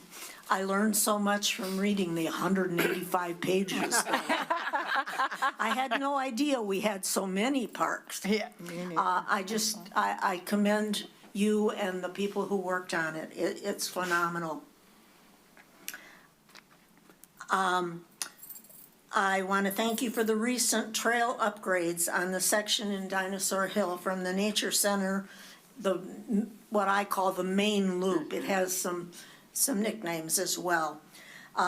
It's about a fourth of the trail system, I think. And I hope that upgrades are in the future plans for the remaining 3/4 of the trails. Some of them are in very dire straits when it rains and so forth. I think most of us would be happy to see even wood chips on some of them as a temporary measure. Also, I want to thank for the support and services of the DPW team, for they provide a lot of repairs and maintenance at the Nature Center as well. Things like lawn and leaf and snow tasks. It is very much needed and it's very much appreciated, at least by me. Regarding the Parks Master Plan, I do have a few concerns regarding Dinosaur Hill. I do understand that the land and the Nature Center are the property and responsibility of the city of Rochester.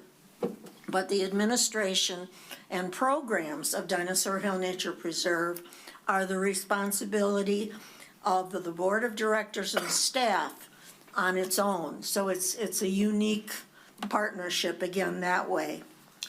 I have been saddened to witness what I consider neglect over the last few years especially. It's impacted the health and beauty of the preserve, and the forest areas have degraded, some of it due to disease, weather, others invasive plants, and especially animals, the Bambis that have just about eaten up probably 80% of the desirable wildflowers and shrubs. The other thing I worry about is the excessive downfall of trees. It's not only ugly, and it may be somewhat the cycle of nature, but it's a fire hazard during dry times. I worry about that. We know from the news that we don't want that kind of thing going on in our community. The Nature Center does need repairs, and it needs upgrading, and that is the responsibility of both parts of the administration. In the Park Master Plan that I went through, on page 58 in the budget, I see no concerns or commitments for caring for Dinosaur Hill. I hope that's an error, or it will be rectified. Dinosaur Hill should have more attention from the city as well as from its own board of directors and administration. I hope that you'll take my pleas to pay attention to those things, and I thank you for the work that you are doing and have done. Thank you very much, Ginger. Thank you for coming, thank you. and I'm hoping you can help us be a part of that 50th anniversary of Dinosaur Hill next year. What part of the year would be the most memorable to? All year. A full year. All right. Perfect. Full year. I like it. I like it. Yeah. I do think there is something in our budget. I highlighted that in my copy of the master plan. There is funds in our budget for Dinosaur Hill every year for maintenance. Is there? Finance Director Maggio is shaking his head. Do you have a number? It's as needed. As needed. Okay, because Okay. Any other public comments? Good evening. How are you this evening? Linda Davis Kirksey. I'm your beloved grant writer with the city, and I work in great partnership with all of you and my beloved Anthony that was rewarded greatly this evening for all his kind service, and Marcy. I'm very happy to see and thank you for the good hard work that y'all have put into this master plan for the Parks and Rec.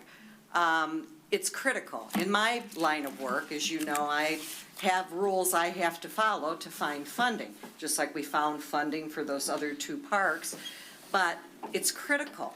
And what is great to know is every aspect of what the state looks for and the feds with this master plan have been met, especially on the community engagement side, because these are public dollars through the state, through the DNR.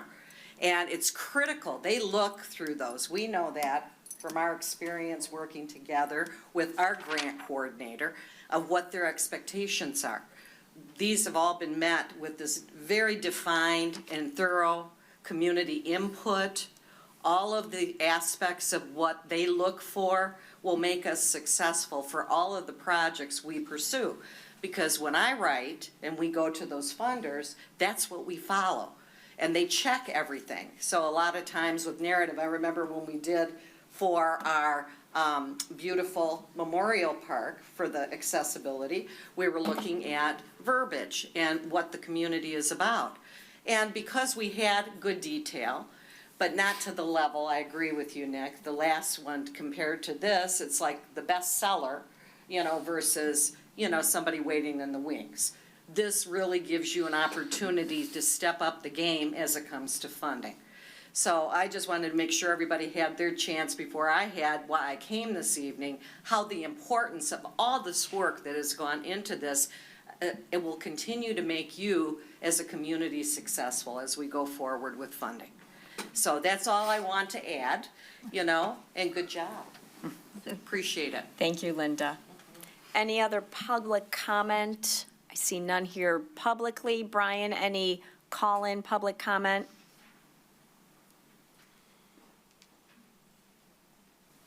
I'm going to take that as a no. One second. Oh, we gotta go back on. He is muted at the moment until I switch this back. Oh.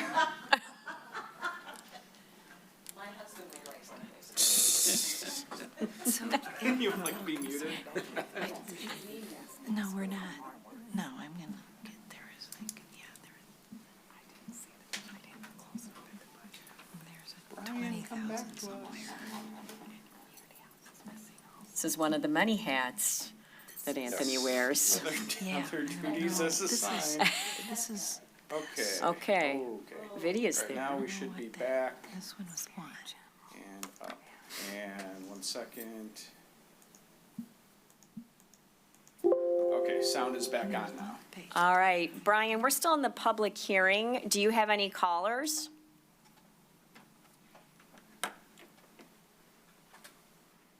Are we sure he's still there?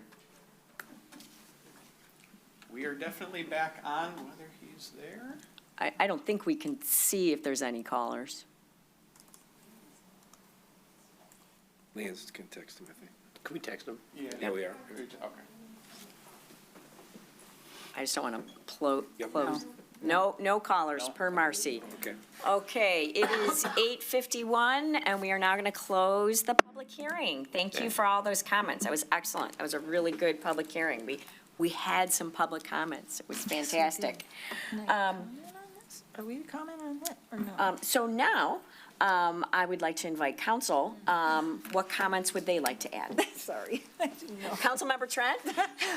How did you know? Yes, first of all, I do love the additional native plantings added in various appropriate places. I do want to thank you for that.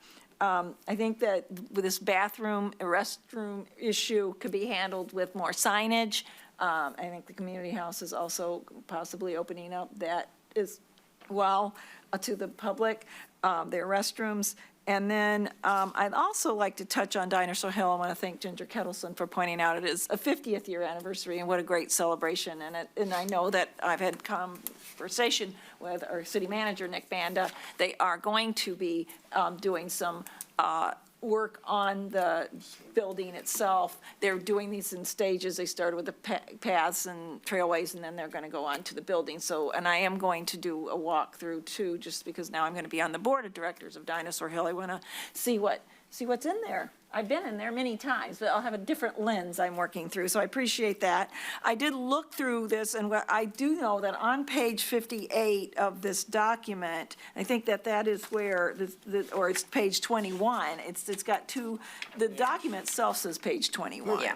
So on that, it is a little confusing where it says Parks and Recreation budget fiscal years 2021 to 2024, but it goes up to 2026, and that is one thing. But then when you get to Dinosaur Hill and then Clinton River Trailway, they just have lines, and I'm assuming, because I talked to Kent City Manager Nick Banda, that they're going to, that's basically, we have maintenance, but there is no, like, capital improvements or anything, and that's what you would probably put in there. And there is some other $20,000 reference through here, and I can't find it, that just to put some kind of placeholder for 4 or 5 years, because there is that commitment to, keeping these buildings safe. And that just has to go into the budget. Am I correct that maintenance, you're not going to put maintenance in a Parks and Recreation master plan? Okay. Exactly. Okay, so that was it. Thank you. Council, anyone else? Public comment? The public comment that I would like to add on this is, number one, this is a much improved and a really great product, and just thank you everyone who worked on it. Especially thank the public that took the time to make comments and have their voices heard. We all know everyone loves our parks, but sometimes people don't take the time to voice it, so I really appreciate that. And then, regarding the additions for the community house, specifically, we have tables 12 and 13 where we reference RARA and OPC. And so, we need to add those for community house, listing all the classes. So I would be okay with a conditional approval, knowing that clearly the message has been received that we need to add that into this, this document. So I would entertain a motion from council.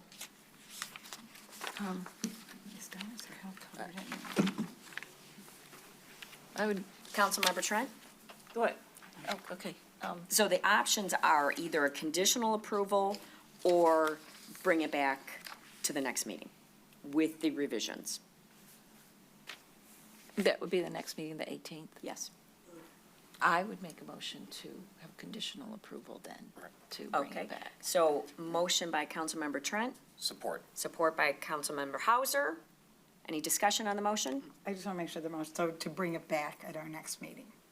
That's what you just said. With these changes, because Right, I to bring it don't feel back with the comfortable. Oh, so changes. you are not making a motion for Oh, conditional I approval? misunderstood No. you. Oh, I'm So sorry. it's Yeah. either Oh. conditional approval with the changes we've just Oh. discussed, or a motion to, we had the public hearing, so just bring it back to the next meeting for approval with the changes in it. Okay, I'm sorry, that's the one I was, with the approval, with the change, to bring it back. So you want to bring it I back want to bring it back with the final changes, to approve it. for the next meeting? Yes. Okay, so we have a motion by Councilmember Trent. Do I have support? I would support that. Okay, we have support by Let me Councilmember just Jones. Caveat, really, for a minute. Would we not see that whole presentation again? Would it just be the section that was added? We would just have the document and be Show looking the for a motion. wording to add community house in there. That would be it. And does that meet our Right. timing? So we wouldn't have to, we wouldn't go through the whole thing, you would just present that addition. Does she have to come back, does Alexa have to, is her name? No, we can just bring Nope. the document. Nope. She could zoom in if she wants. There you go. Okay. Discussion? Thank you. Are there any disadvantages to doing that and waiting another week?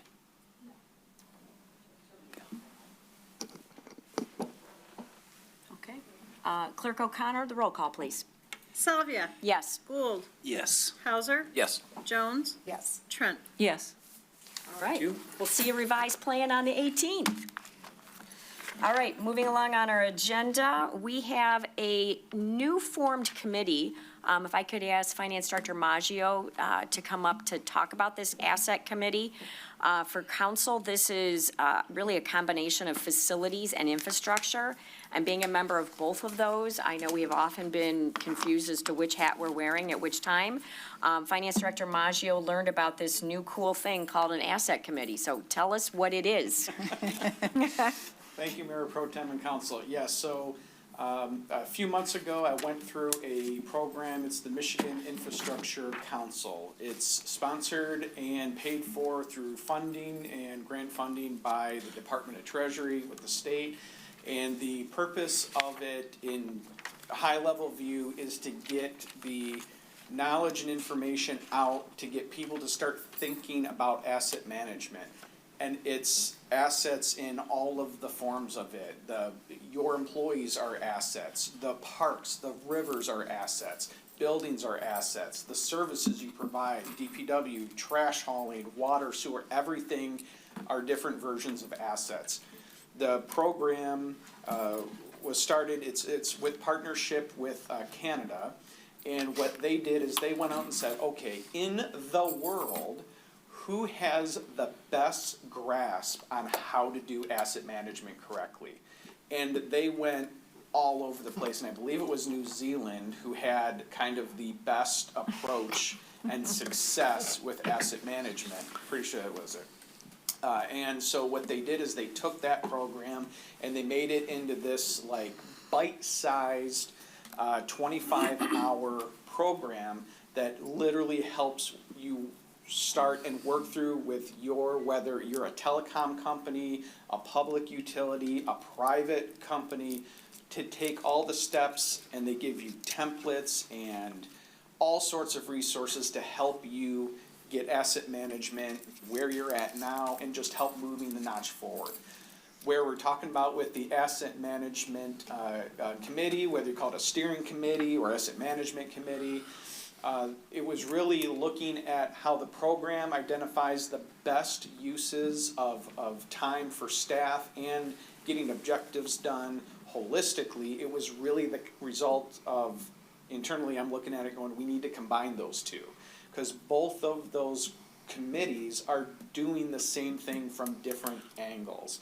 So the idea is to get the asset management committee as a single committee that is then used to meet regularly and get the same objectives and everything with assets, the roads, the water, get everything aligned together so that you get a much more holistic view on the concerns and what you're trying to do as the city, and get all those viewpoints and feedback together in one committee. That was one of the best practice items that came out of that. So I talked with City Manager Banda about the idea. We have lots of documentation and resource. They tell you, here's some sample templates on policies, how to form it, but there's everything from resolutions to ordinances, to however your community likes to do it. They give you a bunch of templates, but this was the time of the year when we said, hey, when we're getting around to redoing these committees annually,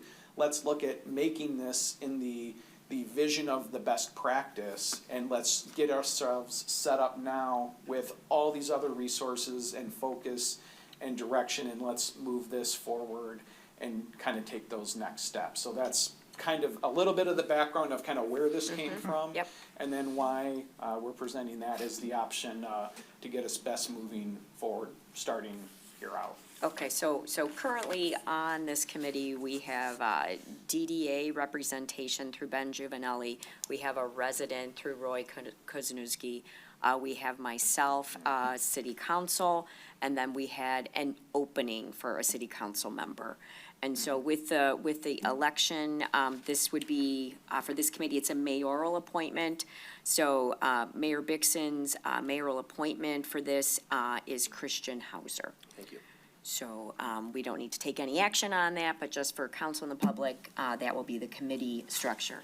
Looks like everyone's excited to hear that. Yeah, as long as I don't cough at that meeting. I'm very, very sorry for this. Thank you It's for the okay. lozenge. It's I'm okay. sorry about that. All right. But thank you. All right. Any questions on that? No. Okay, good. Thank Moving you. on. All right, moving on to reports and regular business. I got to catch up some time. I'm really lagging here. Doug's getting antsy. All right. All right. Regular business, consideration of the WOW Cable Franchise Agreement renewal. City Attorney. Yes, thank you. This should be a very similar document that you saw just a couple of months ago, but the name inserted before was Comcast. Now we're at WOW. So this is the same thing, which is a renewal request for the franchise agreement. Originally was 10 years, and so these are now all popping up for renewals. There's certain timing requirements which we do meet under the statute. And these are template forms that the state had facilitated putting together so that they were uniform across the state. So this one is for Wide Open West, Michigan, as we know as WOW.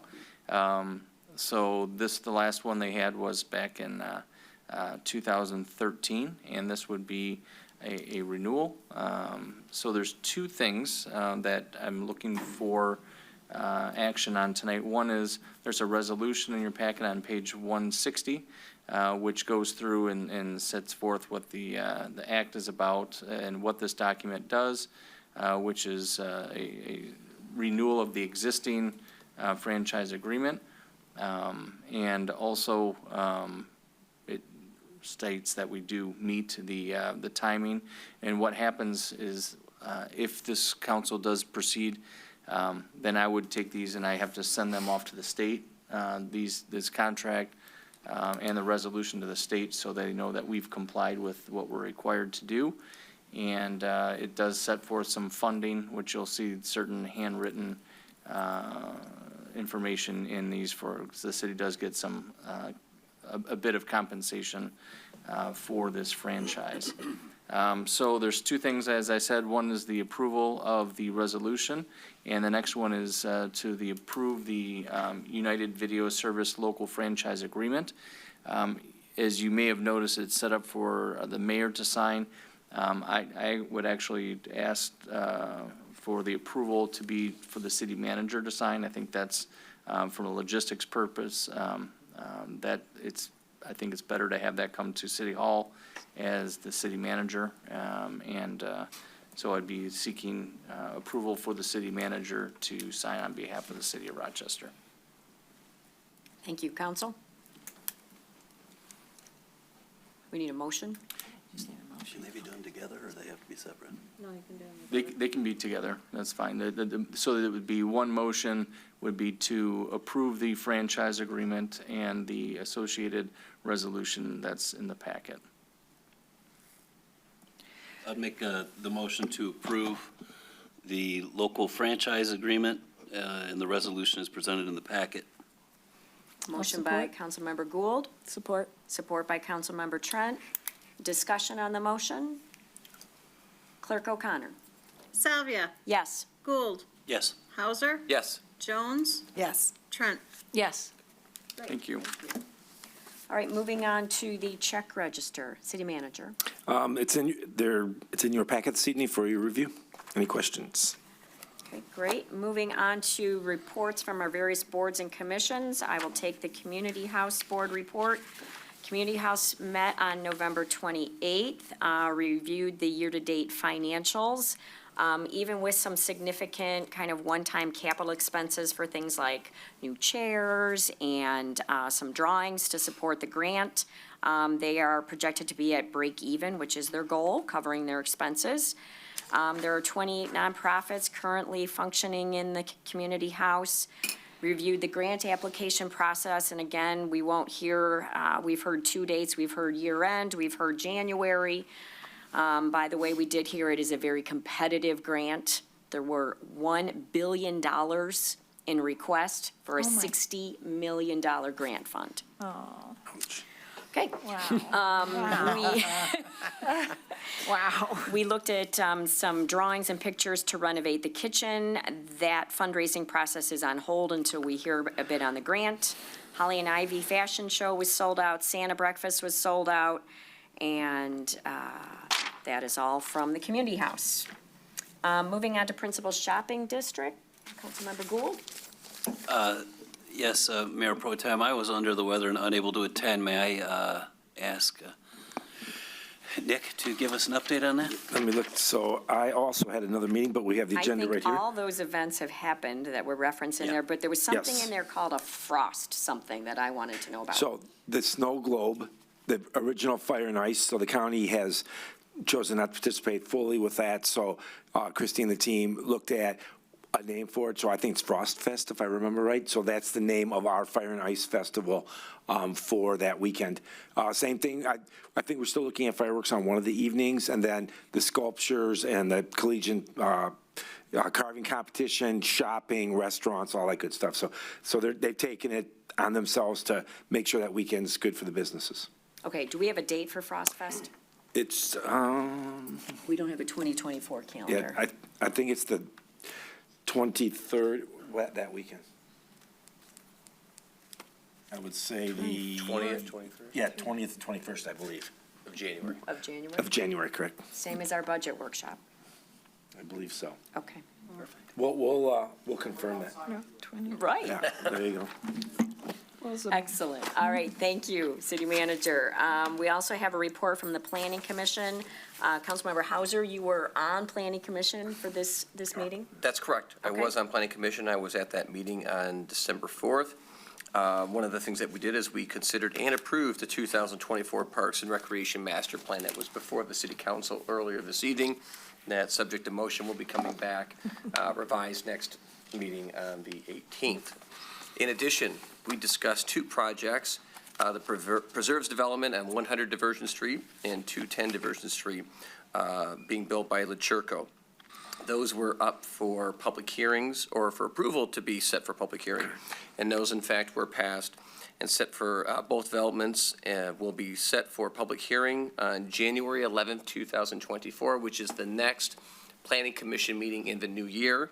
Also, the dates for the Planning Commission schedule have been published. They should be available online. So all the dates for the 2024 Planning Commission are available on the city's website. So please take a look. And that was really it. Great, thank you. All right, moving on to general and miscellaneous.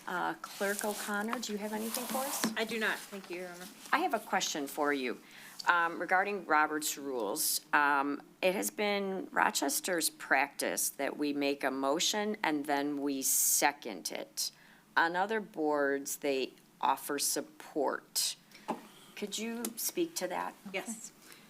So a motion, the second, is referred to, if you say support, then that implies that the person is actually supporting the motion, as opposed to seconding it and then having discussion, and then you can literally have motions where everybody votes no.